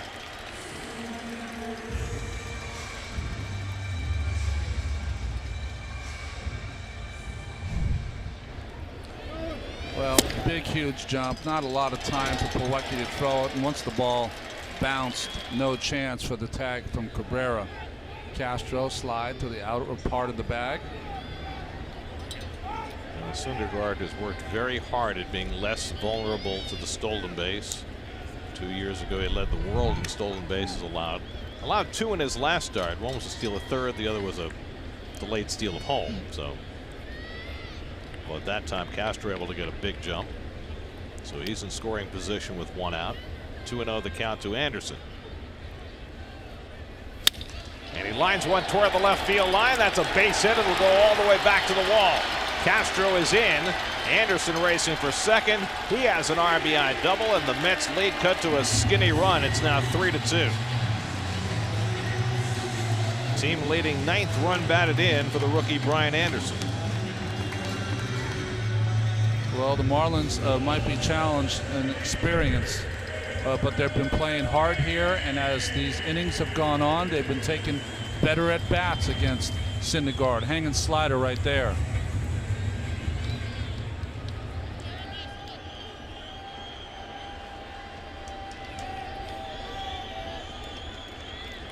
And it doesn't matter what team the Marlins put on the field. When the Mets come to this ballpark, nothing is easy. And Cameron Maybin with the tying run at second and 1 out. And he takes a fastball for a strike.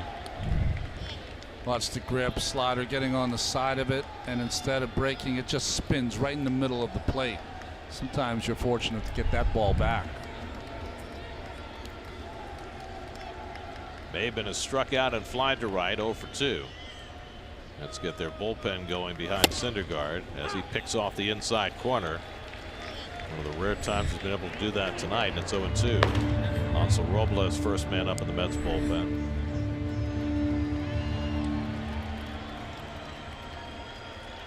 Noel went 6 innings in his first start against the Cardinals, just 4 innings against the Phillies last Wednesday, and trying to get through the 6th inning tonight. Made 2 good pitches with fastballs on Maybin to get ahead.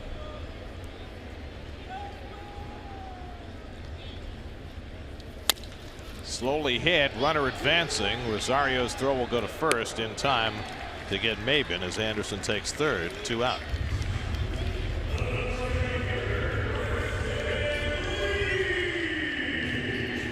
So the tying run stands at third with 2 out. Braxton Lee, the rookie right fielder, comes up. I don't know about you, Gary, but watching Rosario defensively the first few games of the season, he's a little unsure to be very aggressive or not, so he's getting a lot of in-between hops, which makes it more difficult to feel. Do you think once you make an error, that leads to a little more skittishness? Yeah, you know, he's a young performer. He's trying not to make mistakes, but that's not the way you can play. He's an aggressive hitter, be an aggressive fielder. Broken back grounder. That chance for Rosario. The quick throw on target to get Lee, and that retires the side. Well, the Marlins get closer on Anderson's RBI double. 3-2 New York after 6.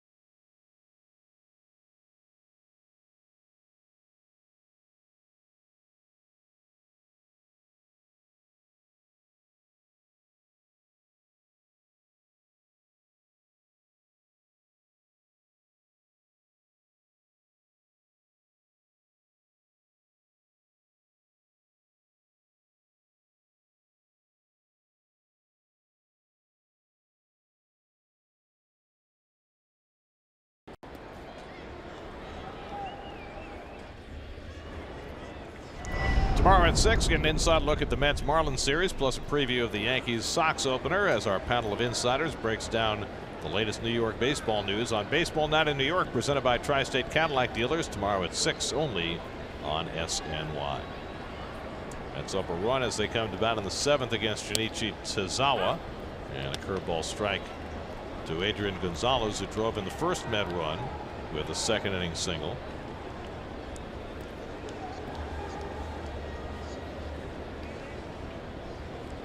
Gonzalez 1 for 2 on the night.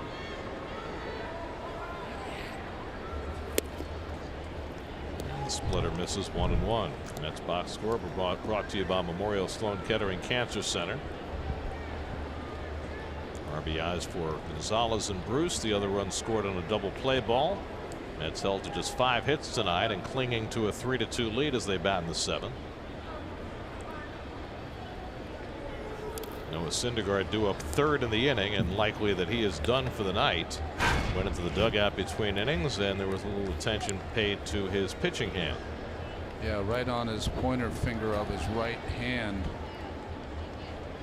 Remember, he had a split nail in one of his last starts in spring training, so we don't know if that's part of the issue. But he went for the nail clippers at one point a few moments ago.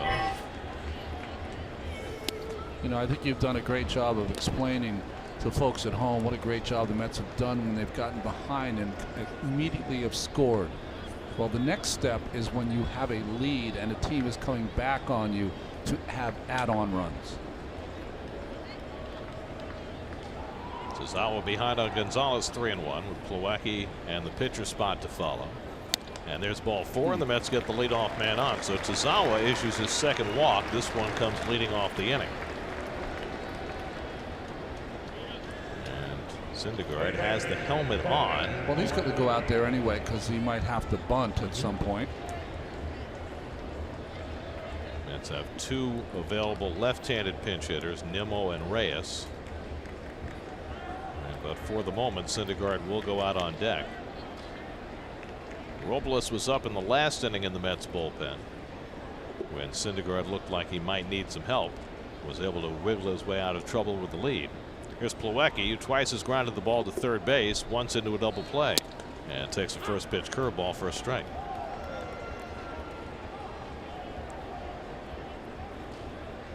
Tazawa working a second inning of relief after Jose Urena went the first 5. Allowed 3 runs and 5 hits.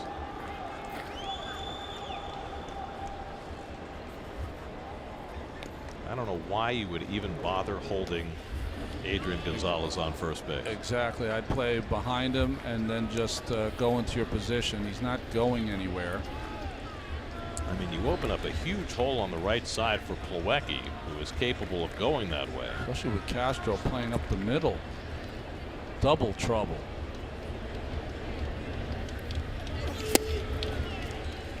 Kevin pulls off the splitter, and it's 0-2. That's one of the most common mistakes that happens in today's game. I don't know if people fall asleep at the wheel or if teams are just overly conservative in their play with a guy who can't run it first. I mean, even if you just play a step behind him and That's then right. move back with the pitch.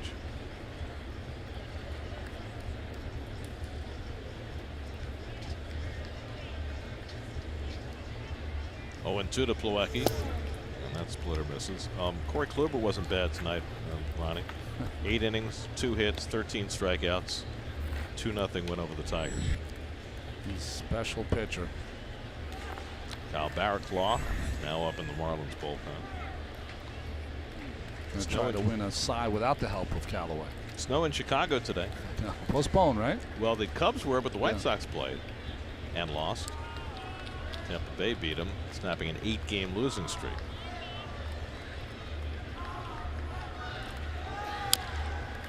Just got a piece of that breaking ball, and Plawecki hangs in there.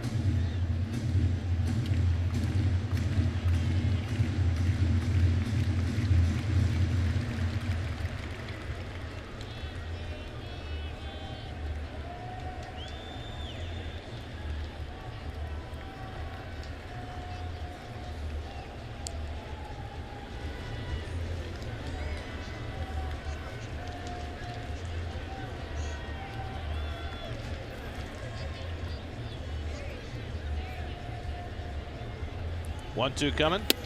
It's too high with the fastball. Plawecki working a good turn at bat here.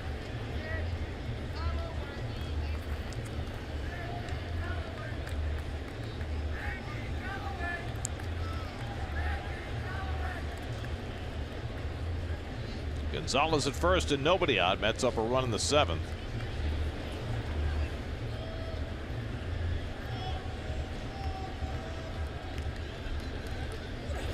And Plawecki goes down on the splitter for strike 3. Second strikeout for Tazawa. We check in with Doug Williams for a game break.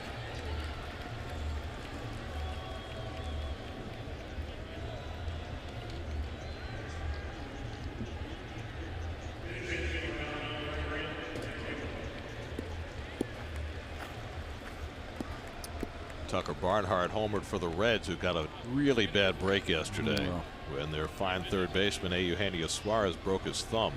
James Tyon in a fantastic pitch game for the Bucks hit him in the thumb.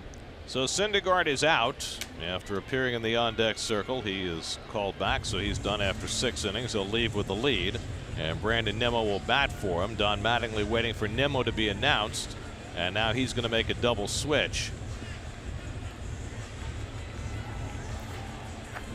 So the wheels turning here in Miami. Lewis Brinson coming into the outfield for Miami. And it looks like Kyle Barraclough will come on to pitch. So Mattingly makes the double switch. Mets up 3-2 in the 7th, and we'll be right back.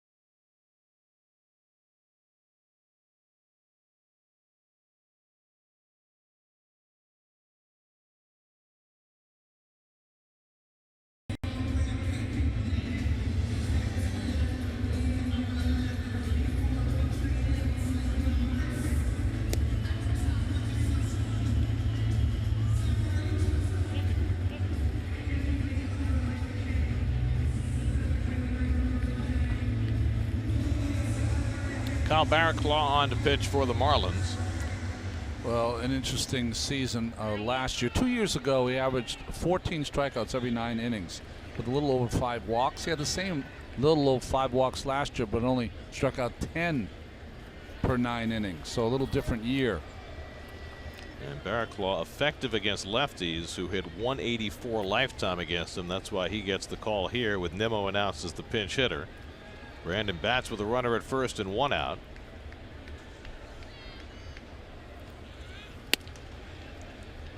And he takes the slider high for ball 1. Lewis Brinson has come in the game to play center field. He'll bat 9th. Cameron Maben moves from center field to right field, so the pitcher hits 7th after Braxton Lee made the last out.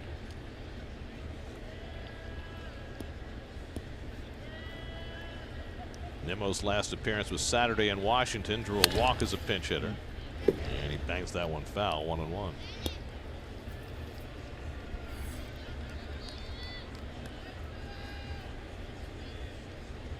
Well, the big weapon for Barraclough is his slider. It's as good as any in the game. It's whether he's throwing his fastball for strikes to get himself in position to put away the hitter. Lifetime 5.5 walks per 9 innings, and obviously that's not very sustainable. It's one of the things, it's really the big thing that's held Barraclough back. And you've got a very patient hitter at the plate in Nimmo, but now Barraclough's ahead of him 1-2. Looks like he's cutting that fastball a little bit. And remember, Nimmo's a little less patient when he's a pinch hitter. Ahmed Rosario batting 9th in the order, waiting on deck. Junichi Tozawa worked an inning and a third in relief, didn't allow a hit, walked 2, and now Barraclough picking him up.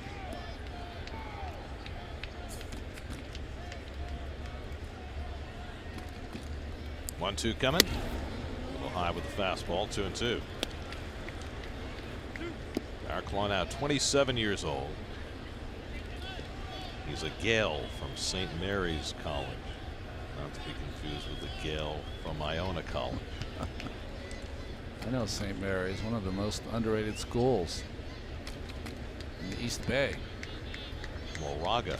That's right. 2-2. And the slider misses. Full count.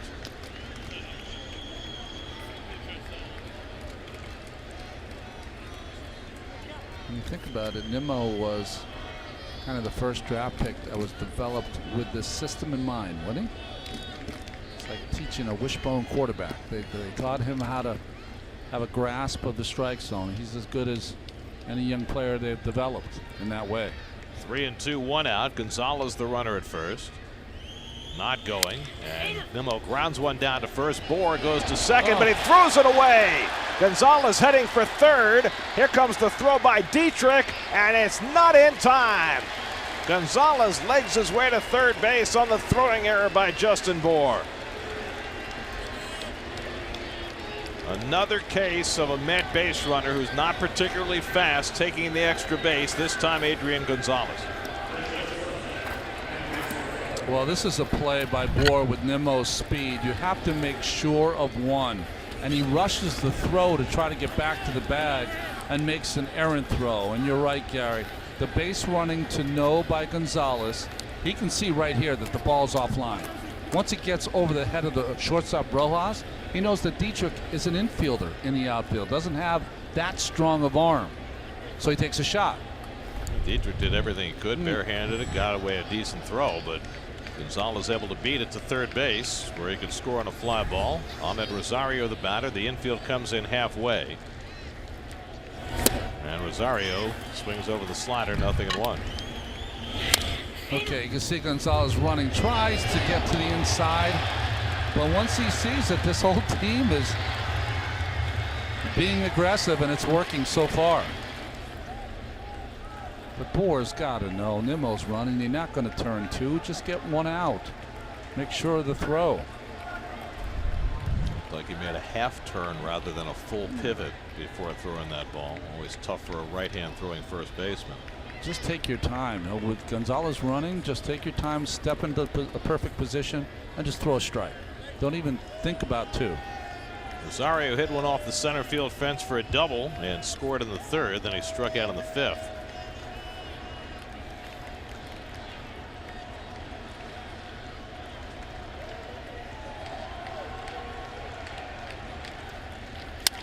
Barraclough comes with another slider, and Rosario dumps it into left center for a base hit. Gonzalez scores. Nimmo to third. The throw too late. Rosario to second. 4-2 New York. Rosario drives in a run, and the base running magic continues. The Mets wind up with runners at second and third.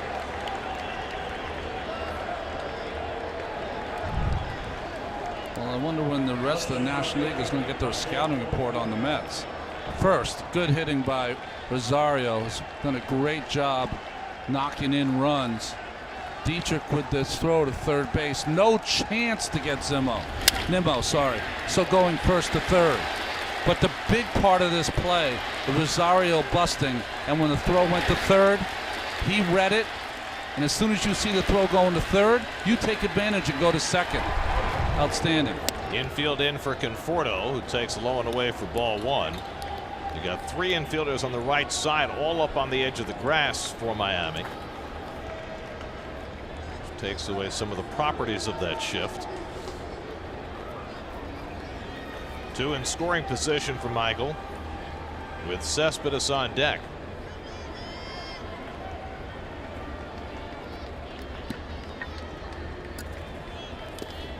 And that one knocked down by Holiday. 2-0. I mean, this is the pitch he can handle. The ball that's on the corner or just off the plate. Has great plate coverage or coverage off the plate. It's going to be interesting when they start throwing that ball maybe a foot outside if he's still going to offer.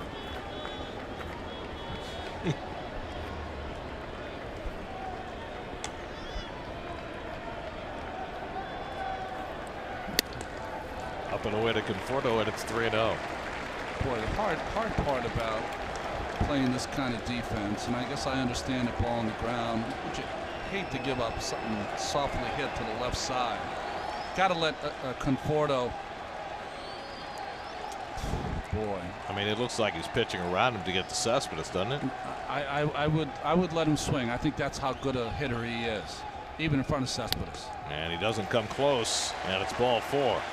So Cespedes will get a crack with the bases loaded. And although Cespedes is so dangerous right now, it might not have been the worst move by the Marlins. Well, he's hit home runs on different pitches. A low curveball, a hanging curveball, and then he hit a rocket off Strasburg on a fastball down. Well, before Cespedes gets his chance, Juan Nieves, the pitching coach, is going to go out to talk to Barraclough. Now, we all know what a great breaking ball hitter Cespedes is. So if you're Nieves and you're going out to talk to Barraclough, who lives on his slider, what do you say? I think that Barraclough cannot pitch to Cespedes saying, okay, he's a good breaking ball hitter, I'm just going to use my fastball. I don't think he can do that. I think he's just going to have to match his breaking ball against Cespedes' ability to hit it. But first, it would help if he gets ahead with a breaking ball over the middle or a fastball on the edges. He's had success against Cespedes, who's 1 for 7 against him. Mets have excellent speed on the bases. Nimmo at third, Rosario at second, Conforto at first with one out, trying to break open a 4-2 game. And Cespedes takes a slider off the strike zone, ball one. You got Bohr playing in on the grass at first, wide of the bag, and the other infielders, all three of them, back on the left side. I think if you're Cespedes, you got to be sitting fastball here. He might try to sneak one by you before he goes back to the slider. Back slider fouled off, 1-1. And you mentioned that over 5 walks. Barraclough's the kind of guy, I feel like if he's just throwing a slider, if you wouldn't swing at it, you'd walk.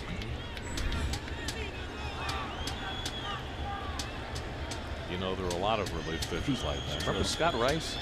Did Scott Rice ever throw a pitch over the plate? I don't think so. But it got people out. 1-1, and the fastball comes inside. 2-1. Jay Bruce on deck. Mets were up 3-0. Marlins cut it to 3-2. Mets have a run home here in the 7th on Rosario's RBI hit after the error by Bohr opened the door, and now trying to crash through.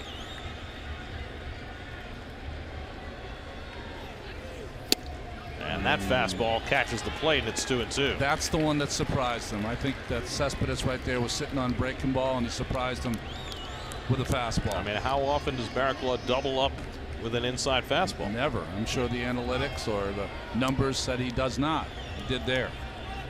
Nimmo, Rosario, and Conforto the base runners with 1 out.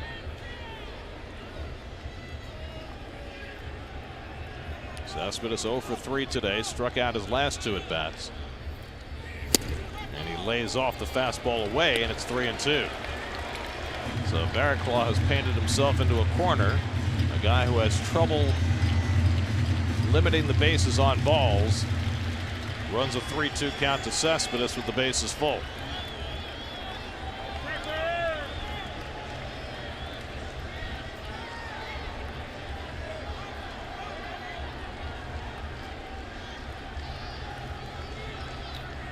That was 3 shakes by Barraclough.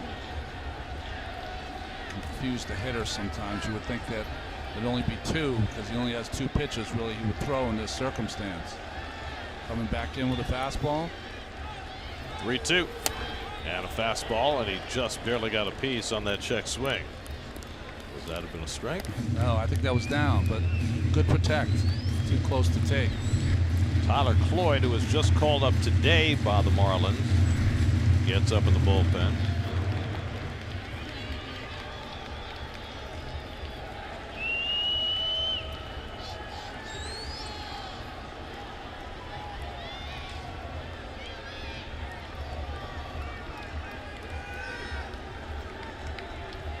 The 7th pitch of the at bat from Barraclough to Cespedes. And he goes down swinging for the 2nd out. Is that his changeup? I don't know what that was. 3 strikeouts now for. It was his changeup. It was. First one he's thrown. He shook off 3 different times to get to that changeup. Boy, that takes a lot of guts. The 3-pronged attack there with the changeup. With the bases loaded to throw your 3rd best pitch on a 3-2 count. Wow. So now 2 out, and here's Bruce, who drove it a run with a base hit in the 3rd. He's 1 for 2 and a walk. He already has a grand slam on this road trip. He hit 1 in Washington.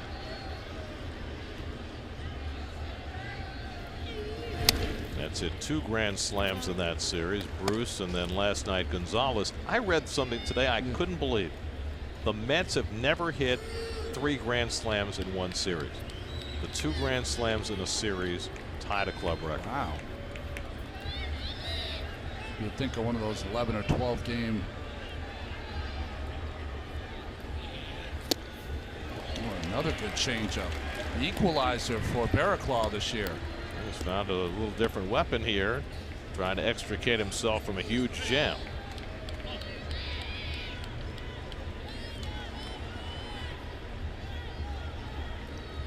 Still throwing more balls than strikes.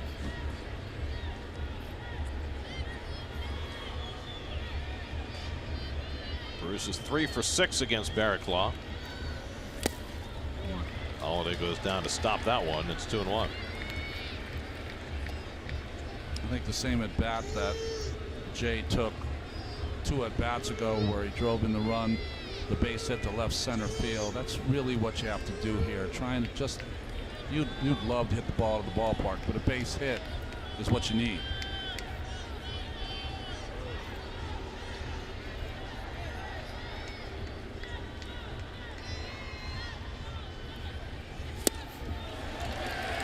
Changeup from Barraclough to get even 2-2.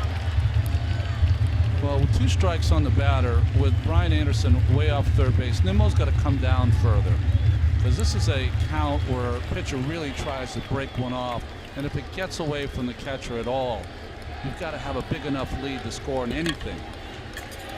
Nimmo at 3rd, Rosario at 2nd, Conforto at 1st with 2 out. 2-2 to Jay Bruce. And he throws the changeup again, and this time Jay lays off, and now it's a full count. What a strange inning for Barraclough. All sliders and fastballs, and then all of a sudden on the 3-2 pitch to Cespedes, he changes the program. He's come with multiple changeups in this at bat to Bruce. It's hoping like you played the hopping hard 8 at the craps table and it came in. So the merry-go-round will be in motion. Nimmo, Rosario, and Conforto set to run. 3-2 coming. And he got him looking at a fastball. Strike 3 call. That is quite a Houdini act by Jay Bruce, who asked Jim Wolf about the location of that pitch. But Barraclough with back-to-back strikeouts of Cespedes and Bruce to limit the Mets' output in that 7th inning to just the 1 run. 4-2 New York, 7th inning stretch.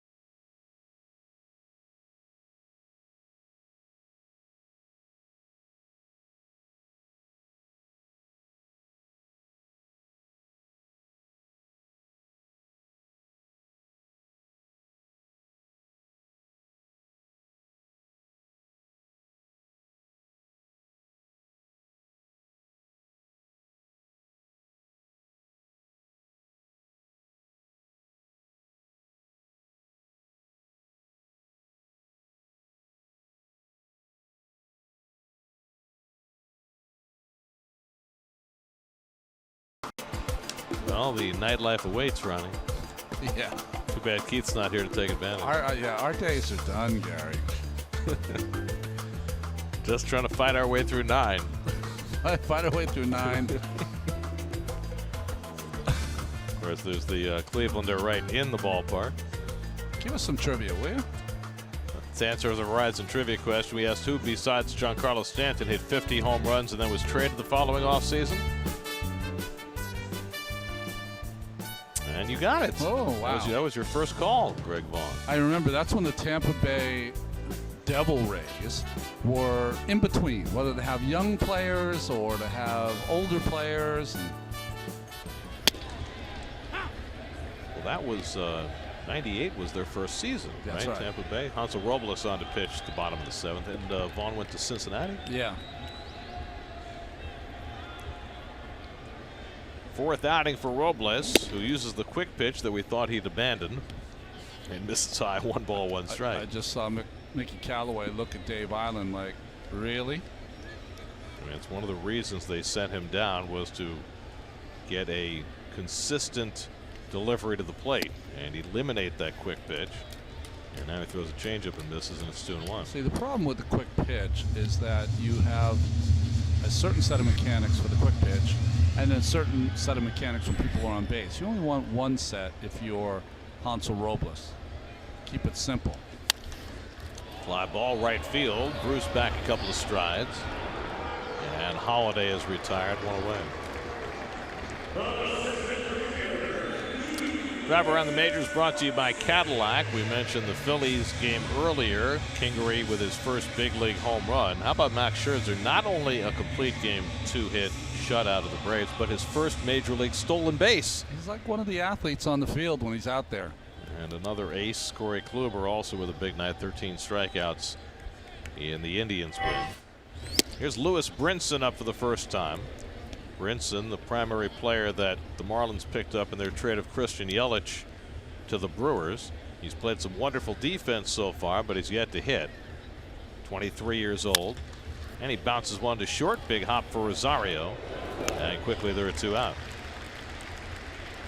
I was surprised. I didn't think Brinson was as tall as he is. He's built like Christian Yelich. Well, yeah, he's, I mean, that's part of what makes you drool a little bit if you have him on your team, is that you expect at some point he's going to be, have a chance to be one of those great athletes.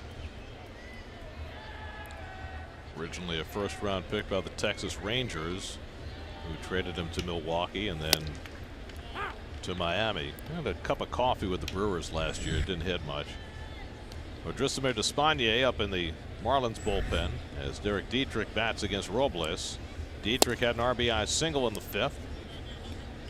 He's also been hit by a pitch, so he's been on base twice. Maybe Robles is just going with a quick pitch now this year. Maybe that's going to be his regular delivery, because he's used it throughout this inning. You never know with Hansel. That's one of the things that you enjoy and sometimes can be frustrating. Last time out against the Nats on Saturday, gave up a home run to Bryce Harper, first man he faced. That's the only run he's allowed through his first 3+ outings. Struck out 6 in 2 innings in his first 2. Upstairs to Dietrich, 2-2. Noah Syndergaard went 6, allowed 5 hits, 2 runs, 1 earned, 2 walks, 5 strikeouts, a hit batsman, 90 pitches for Noah, who's in line for his 2nd win of the year.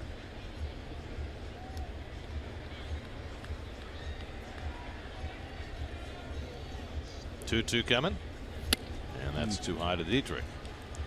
Tonight's starters brought to you by People's United Bank. Mets got 3 in the first 3 innings against Jose Urena, and so far that's been enough. Syndergaard had a couple of big jams, but was able to limit the damage to single runs in the 5th and 6th.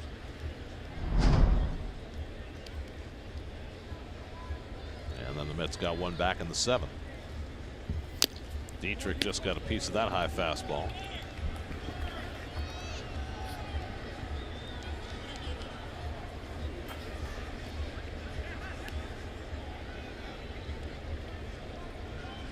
If they were holding a Scherzer on. They were not.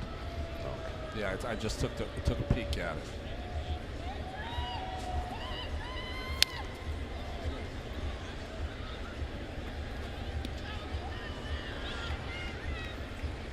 He's a very competitive guy. He's great. It's great to watch play. He'll win 3 Cy Youngs on talent alone.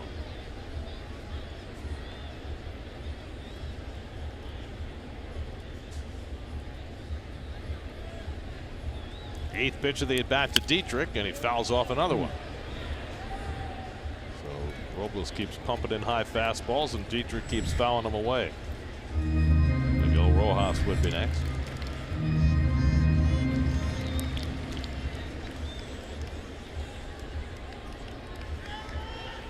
Here's the pad.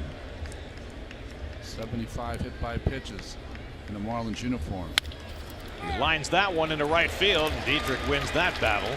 On the 9th pitch of the at bat, he has a 2-out hit, and he's on base for the 3rd time tonight, his 2nd hit.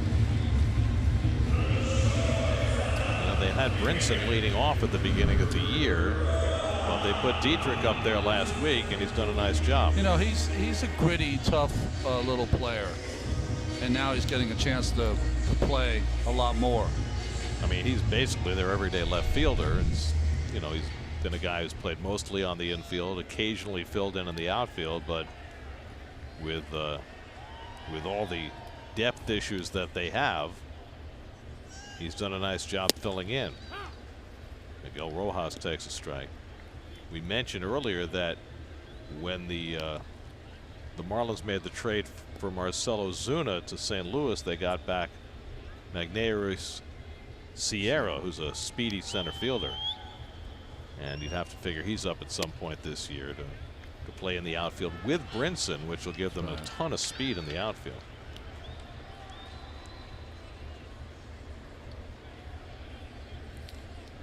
Miguel Rojas is 1 for 3, had a base hit to right field back in the 4th.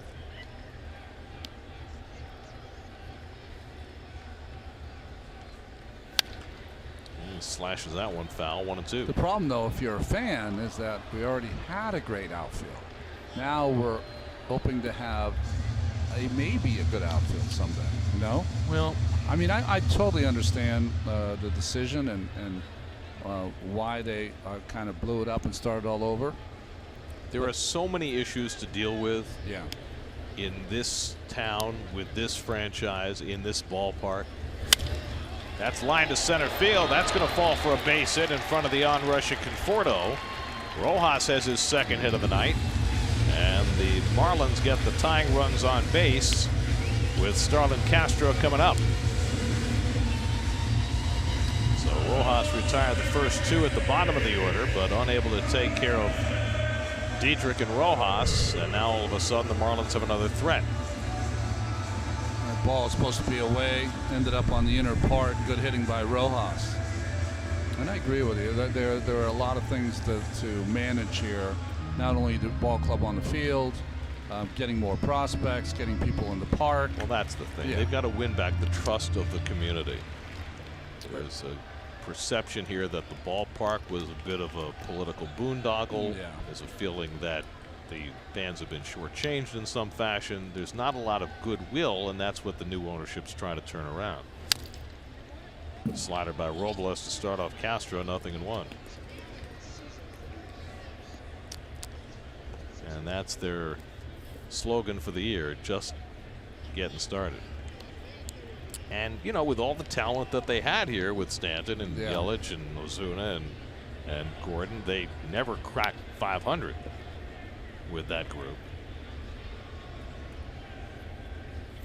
Now, you can argue that, you know, it was more because of their pitching last year.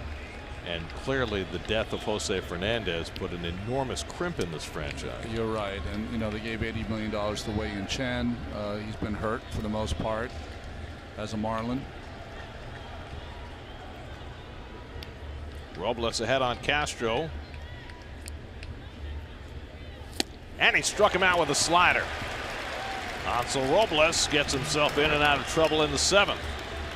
He fans Castro to put a 0 on the board. Send us off to the 8th with the Mets up 4-2.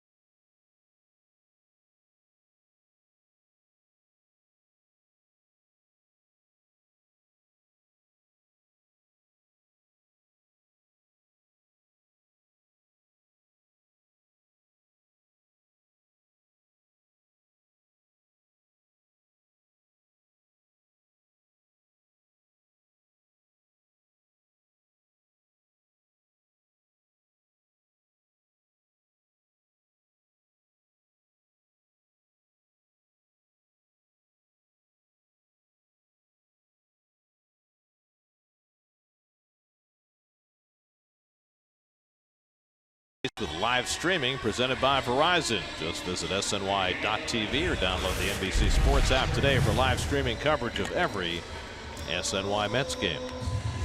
Oh, things look beautiful in downtown Miami. They have so many different beautiful places here, whether it's on the beach or where we stay, downtown, the Arts District. It's a cool city, unusual city. Cuban right-hander Odrisamer Despaigne comes on to pitch the 8th inning. Did we see him the first time he threw a gem against the Mets in a Padres uniform? 7 innings, maybe 1 hit, something like that. Todd Frazier leads off in the 8th. Todd is 0 for 2 and a walk tonight. Hit the ball hard his last time up, lined out to Dietrich in left field. Mets 4 runs, 6 hits. The Marlins 2 runs and 7 hits. Each team has made an error. Each team has given up an unearned run. Despaigne, the 4th Marlins pitcher of the night. Jose Urena went 5, allowed 3 runs, 5 hits. Junichi Tozawa, an inning and a third, an unearned run on 2 hits, and then Kyle Barraquaz somehow found his way through trouble in his 2/3, striking out Cespedes and Bruce with the bases loaded to keep Miami in this game. And now Despaigne taking over in the 8th. Mets have had the leadoff man on in 4 out of 7 innings so far. And Frazier's swinging 3-0, and not exactly a grooved pitch that you'd like to swing at 3-0. I like it, though. If you're going to be aggressive in the way you're playing, be aggressive each and every way. Did you give him the green light? Did you give him the green light? I know. I thought he doesn't like to swing 3-0. I don't know. We'll have to ask him after the game. Mickey Callaway next to Gary DiSarcina, his bench coach, and now the Mets have had the leadoff man on 5 out of 8 innings as Frazier walks for the 2nd time. It's 5 walks given up by Marlins pitchers tonight, and that'll get Cabrera to the plate with a man on. So the Mets are 7-1 on the year. They've only been 7-1 twice before, 1985 and 2006. 85. A little short. Guys fell a little short. Won 98 games that year. There was no wild card at the time. 06 division title. Well, what I like is that, you know, the team coming out of spring training felt good about themselves. Felt good. Felt like they were a good team, strong team. But it's always nice to have a little affirmation of what you're trying to do and accomplish. And getting off to a good start, of course, is the best thing to happen. Do you think it's more important with a new staff? I think it's more important with a new staff. They've been preaching new things for them to work immediately. Yeah, there's more belief system. Now, I think, you know, the Mets have a veteran team, so they should be able to withstand. But every club goes through a point. Like, I wouldn't judge them here at 7-1 as much as I would judge them when they lose their first 3 or 4 games in a row. Right. How do they respond in that? That's how you judge teams, players, individuals.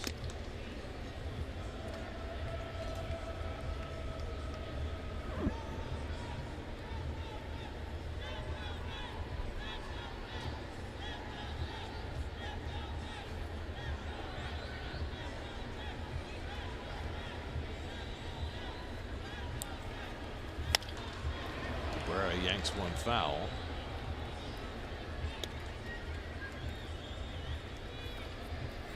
In both 1985 and in 2006, the Mets went to 8-1 before they lost their 2nd game.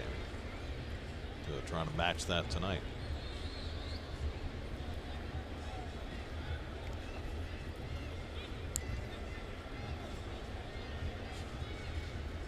And now we get an infield switch. And you got to stop play for it. This is always aesthetically pleasing and beautiful to watch. Jeez.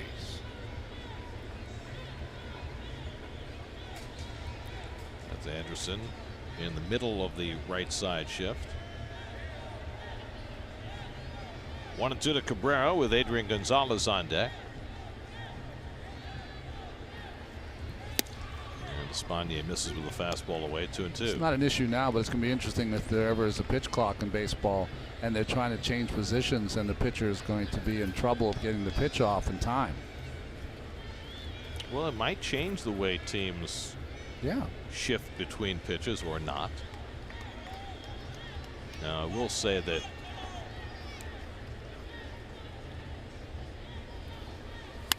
as Cabrera lifts one to left, and in his tracks is Dietrich to make the catch for the first out. Frazier back to first. I will say that I didn't think that the new mound visit rule was going to have as much impact as it has over the first 2 weeks of the season? I mean, you see catchers afraid to go out there. We saw that happen with Darnell the other day. It's not so much the limit, it's the fear of the limit is leading player. I mean, I don't think that we've seen a position player other than a catcher go to the mound yet this year. Right? I mean, that used to be something that would happen, you know, several times during a game. I can't remember a single time that a second baseman, third baseman, shortstop, whoever went to the mound to say something to a pitcher. They're very conscious of it, and that, you know, that keeps the pace moving, maybe even more than Major League Baseball expected when they put the rule in. Yeah, and the catchers are conscious also of allowing their team to have, you know, a few in their pocket for late in the game, just in case.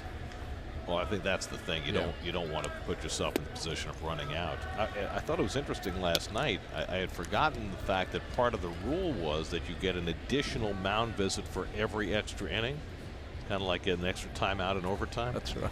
And so at one point on the board, either the Mets or the Nats had 8 visits remaining. I mean, can you stack them up and carry them over? 2-0 to Gonzalez. And he pulls one right into the glove of Bohr for a double play. A bullet right at Justin Bohr, who was holding the runner on. And the unassisted double play ends the inning. Middle of the 8th, 4-2 New York.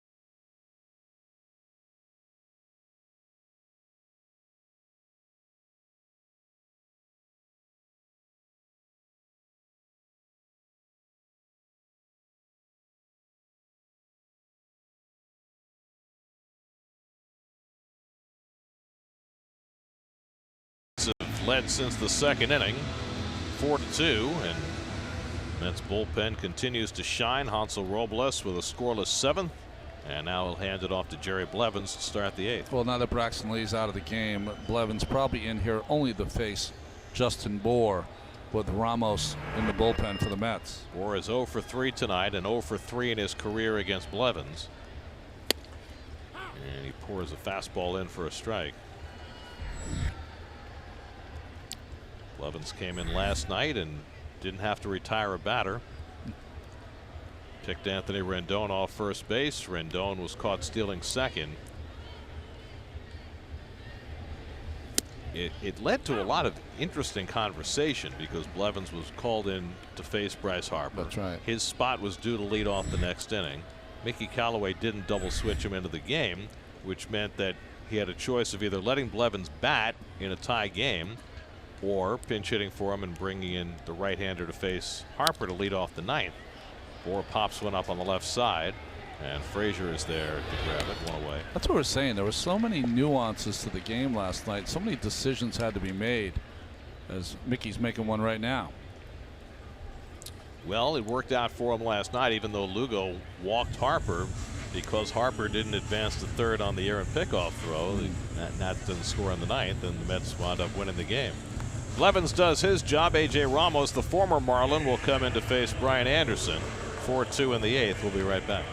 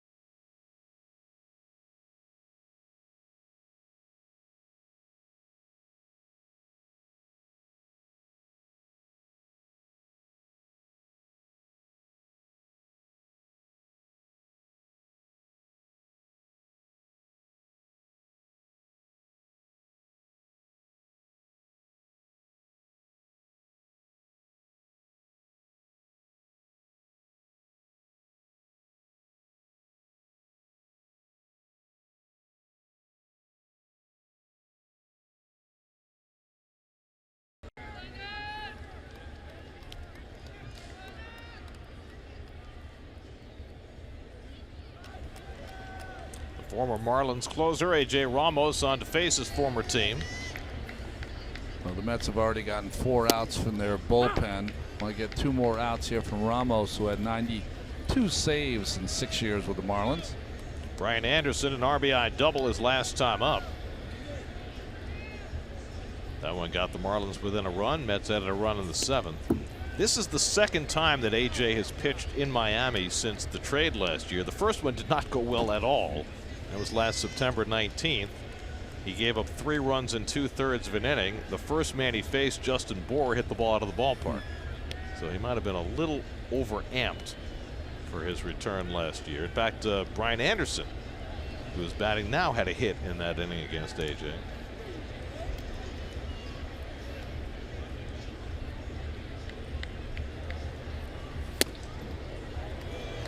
Guys, I asked A.J. Ramos if it was weird coming back here with basically an entire different team on the other side. He said, no, this year it's easy. Last year was hard when I knew all those guys. For me now, it's just like any other team. I don't get nervous at all. And he misses with the slider to fall behind 3-1 on Anderson. Cameron Maben on deck, and then the pitcher's spot. 2 players left in the dugout for Don Mattingly. He's got Yadiel Rivera, backup infielder, and Chad Wallach, backup catcher. Both right-hand hitters. And that's too high, ball 4. So Ramos comes in and walks his first batter. And that'll bring the tying run to the plate.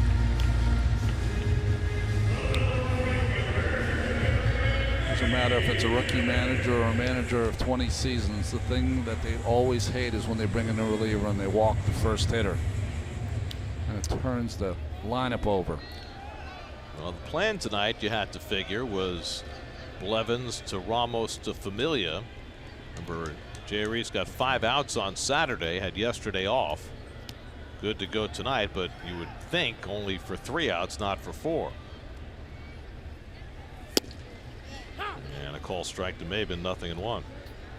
Last night, with Familia unavailable, Lugo was stretched to 3 innings, so he's not going to be available for at least a couple of days. And then Jacob Rame came in the 12th and got his first big league save. Good breaking ball by Ramos. So in 2, and you go back to Saturday and the decision to bring Rame into a 1-run game just to face one batter, and he got Matt Reynolds out. That might have set the stage for him to have success last night. Yeah, because last night, if he didn't have that little bounce pass into a very critical moment, it might have been too much for him, you know? And the slider just off the plate, 1-2. Interestingly enough, Rame and Matt Reynolds are workout partners in the offseason. So he retired him on Saturday, and then he retired him again yesterday on a hard ground ball. That's the last time they're workout partners. Fly ball out to right, and in comes Bruce. And that's the second out. I asked Jacob, you know, did you communicate with Matt before, during, or after? He said, no, we're not teammates anymore. That's right. So. You know, I'm just trying to get, you know, it's only 8 games, so we're trying to get the themes. We talked a little bit about the themes tonight, about taking the extra base and things like that. But one thing I've noticed is Mickey Callaway so far not afraid to use anyone at any time and the entire team. Starting guys. Yadiel Rivera pops one up. Gonzalez tracking it to the sidewall. He makes the catch. Nice play by Gonzalez going away. Yadiel Rivera, the pinch hitter, retired. And Ramos gets the job done in the bottom of the 8th. On to the 9th we go in Miami. The Mets up 4-2.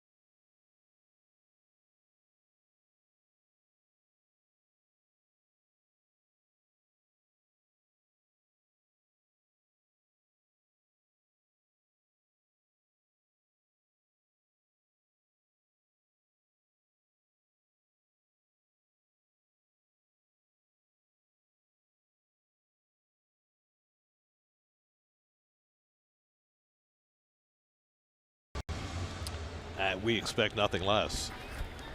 We go to the 9th with the Mets up 4-2. And Tyrone Guerrero, rookie right-hander, comes on to pitch for the Marlins. Yeah, he came over from San Diego a couple seasons ago. He had a cup of coffee with the San Diego Padres. We saw him in spring training. Sinker, breaking ball pitcher. Sinking movement on his fastball. The average fastball has approached 98 miles an hour so far this year. Kevin Plawecki leads off in the top of the 9th. And that 100-mile-an-hour fastball is to the backstop. That was easy, too, wasn't it? Plawecki, then Jose Reyes on deck to bat for the pitcher. And then Ahmed Rosario for the Mets in the 9th. Guerrero, 27 years old, a native of Colombia. 6'8". Bouncer to the right side, and a big hop for Castro. One away. Coming up tonight after the post-game show at 11 o'clock, it's Geico Sports Night. Everything about the Mets. OBJ, if you want to hear about that. And then, of course, there's the Masters champ.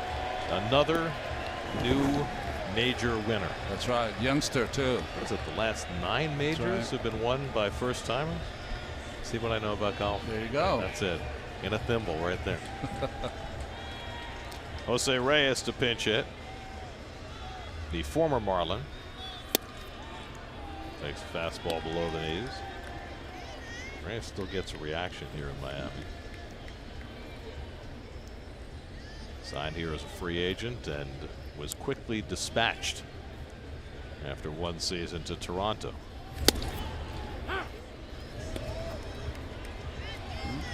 It's not his fault. They gave him the money and then they decided to pull the parachute. Well, they spent a lot of money that offseason. Remember, that's when they brought Ozzie Guillen in to manage, and it all kind of blew up on them. And they, well, not for the first or last time, they stripped things down. Behind the bag at third, Anderson with a strong arm, and Boris stays on the bag for the second out. I love the way he played that. For a young player going to his back end, watch how he stands up tall and right over the top with some gas. Got a big league arm, Mr. Anderson.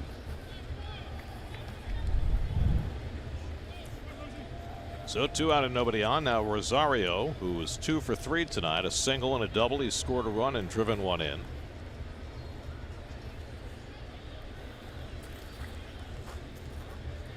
Jeurys Familia getting ready in the Mets bullpen. He'll be looking for his 5th save of the season.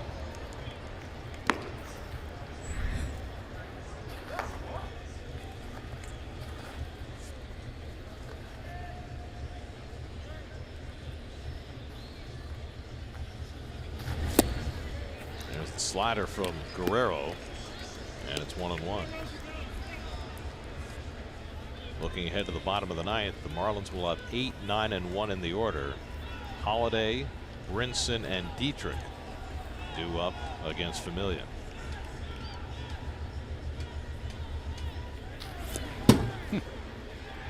So he throws really hard, but sometimes not quite sure which direction. Well, that's why he's been in the minor leagues for longer than he should with this kind of arm. I mean, his follow through, the right leg coming shooting through, but you know what that sounded like? That sounded like when you go to the county fair and you try and hit the ducks. oh, that's right. That clunk sound. That's mean you missed them and hit the back wall. Exactly. Oh, nasty slider, and he strikes out Rosario and takes care of the Mets in the top of the ninth. Familia on for the save with the Mets up 4-2.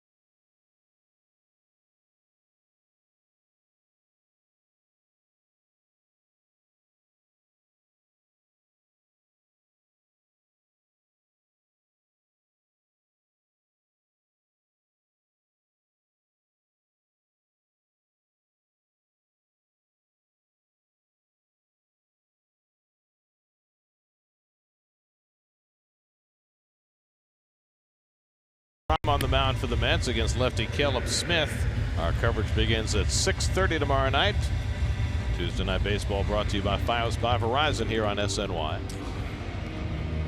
Jerry's Familia in the first 8 games for the Mets has 4 saves. Yeah, Goes for number 5 tonight. 6 scoreless innings. What an undertaking for any team, but for this young Marlins team, Syndergaard and DeGrom back to back. Familia on Saturday in Washington had a 5-out save, 5 up and 5 down. He'll face Brian Holiday, Lewis Brinson, and Derek Dietrich in the 9th. Holiday's 0 for 2 and a walk tonight. And Familia back to work after a day off, misses inside for ball 1. Well, the bullpen has been right on the money again. Robles gave up a couple of hits. Ramos gave up a walk, but 2 scoreless innings so far for the pen behind Syndergaard, who's in line for his 2nd win of the year. Jerry got his left-hander. Mets are trying to win their 6th game in a row, something they did not accomplish all of last season. The longest winning streak last year was 5. Brinson on deck and ready for his 2nd at bat.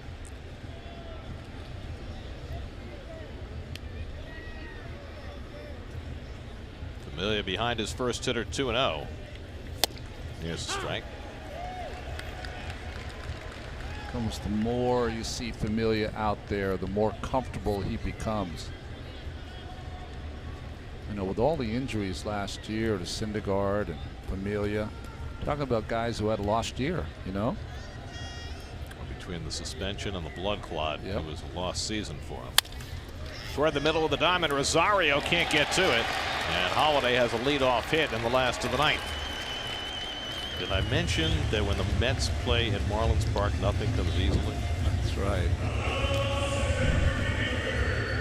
The Marlins won the City Series, the season series pretty easily last year, right? 12-7, Yeah. including 7 of 10 in this ballpark. Oh, you see that step by Rosario to his right? Just cost him some time up the middle. So now it's Brinson, who grounded out to short in his only at bat. Came on in a double switch in the 7th inning.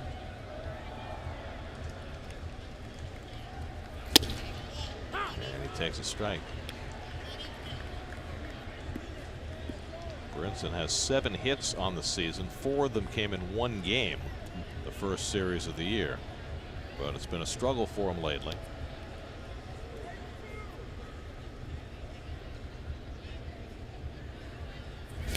And he chases the slider from Familia, and it's 0-2. Well, the Marlins going to be force feeding a lot of these young players that might need a little more schooling down in AAA. But for the player like Brinson, you know, it's great because you think you're going to get a chance to play and show what you can do. He's hoping, the Marlins are hoping that he will be their Byron Buxton, you know, that kind of talent. But he strikes out on 3 pitches as Familia blows him away with a sinker. And that's the first out in the last of the 9th. Yeah, just overmatched inside, sinking fastball down in. Watch how much he misses this pitch by. All the way back, trying to get his hands in to handle that fastball, and he could not. It's almost like a good left-handed cutter at times. So 1 out and 1 on. Now Derek Dietrich has had a good night at the plate. 2 for 3. He's been hit by a pitch. He's driven in a run. Tying run at the plate in the 4-2 game.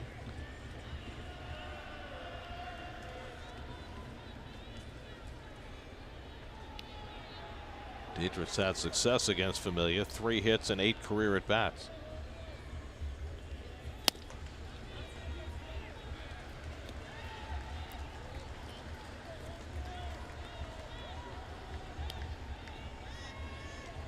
Love the eye black at night. It's for the cool look. Just showing off. Yeah. Almost lost the ball in the lights, even with the eye black.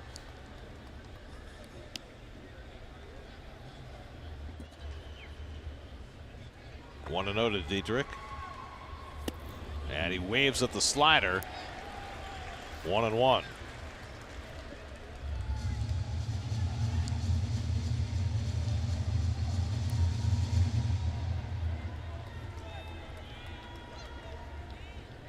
Dietrich, 13 home runs last year. He's hit 1 this year.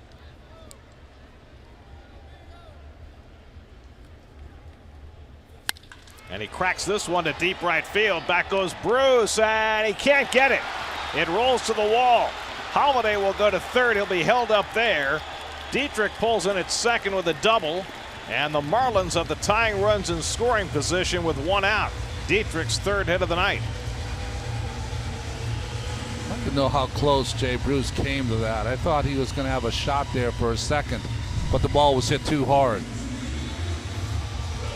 It was tracking, but he could never get back there far enough to get close enough to that baseball. And fastball away right there. Dietrich has always been a pretty menace to the Mets. Now 4 for 9 against Familia. So now a base hit could tie the game. Miguel Rojas already has 2 hits tonight. Pair of singles, he's 2 for 4. The infield back will concede a run happily on a ground ball to get an out. Rojas 1 for 5 against Familia.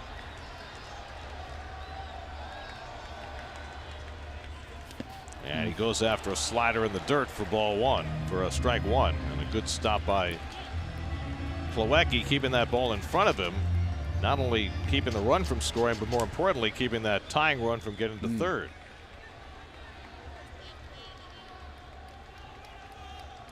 I think if you're catching Familia, whether it's Plawecki or Darno, you have to expect the unexpected at all times.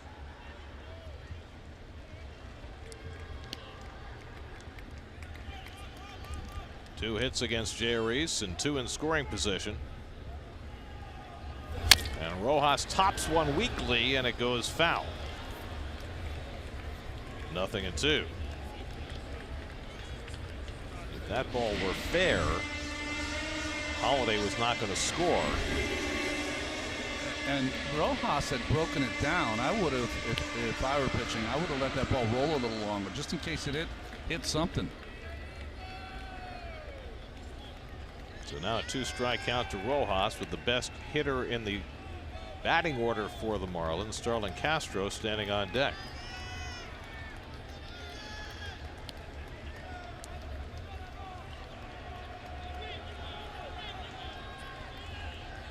Holiday at third, Dietrich at second with 1 out.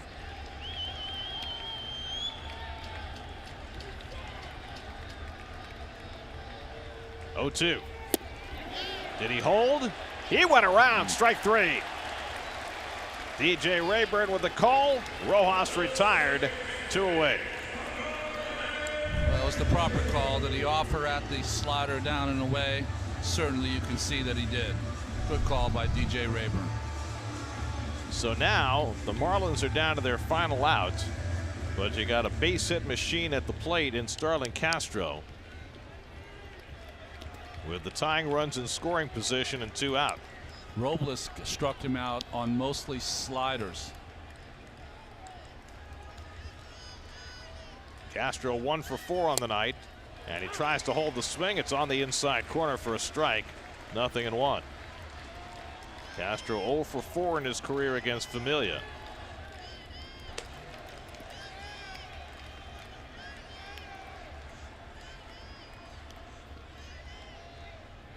Jay Reese trying to work around 9th inning trouble.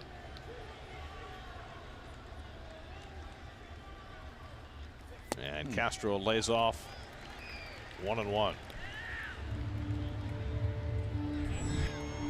Justin Bohr would be next.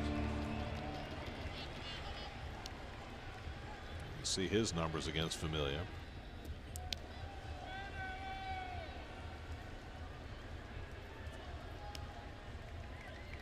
Marlins have out hit the Mets 9-6. They need 1 more to tie the game.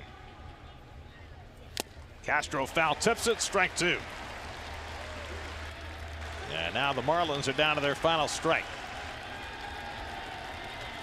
Well, there's 2 things you can do here for Familia. Stay in his kitchen with that good sinking fastball, but if you're gonna throw a breaking ball, you cannot throw it for a strike. You got to bounce it.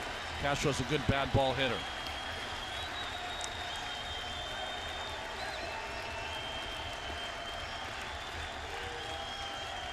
1-2. Got a piece, fouled it off at the plate. Ran that sinker in. And Castro able to keep the at-bat alive.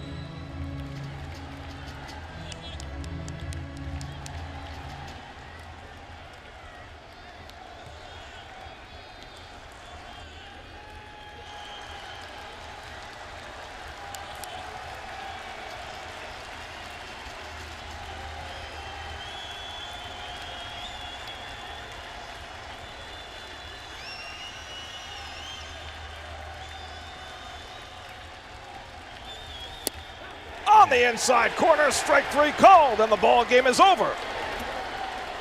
Familia works around a couple of ninth-inning hits with 3 strikeouts as he gets Castro looking at the slider to end it. And the Mets have won their 6th in a row and matched their best start in their history by winning 8 of their first 9 to begin the 2018 season. Let's not forget what we talked about in the open. This is a team that got here at 5:15 in the morning. All of their older players that have played every game opted to play this game. It made the difference, and great execution by Familia. All sinkers in on the hands, and then threw a breaking ball right at him that broke over the inside part. 9 games into the season, Familia already with 5 saves.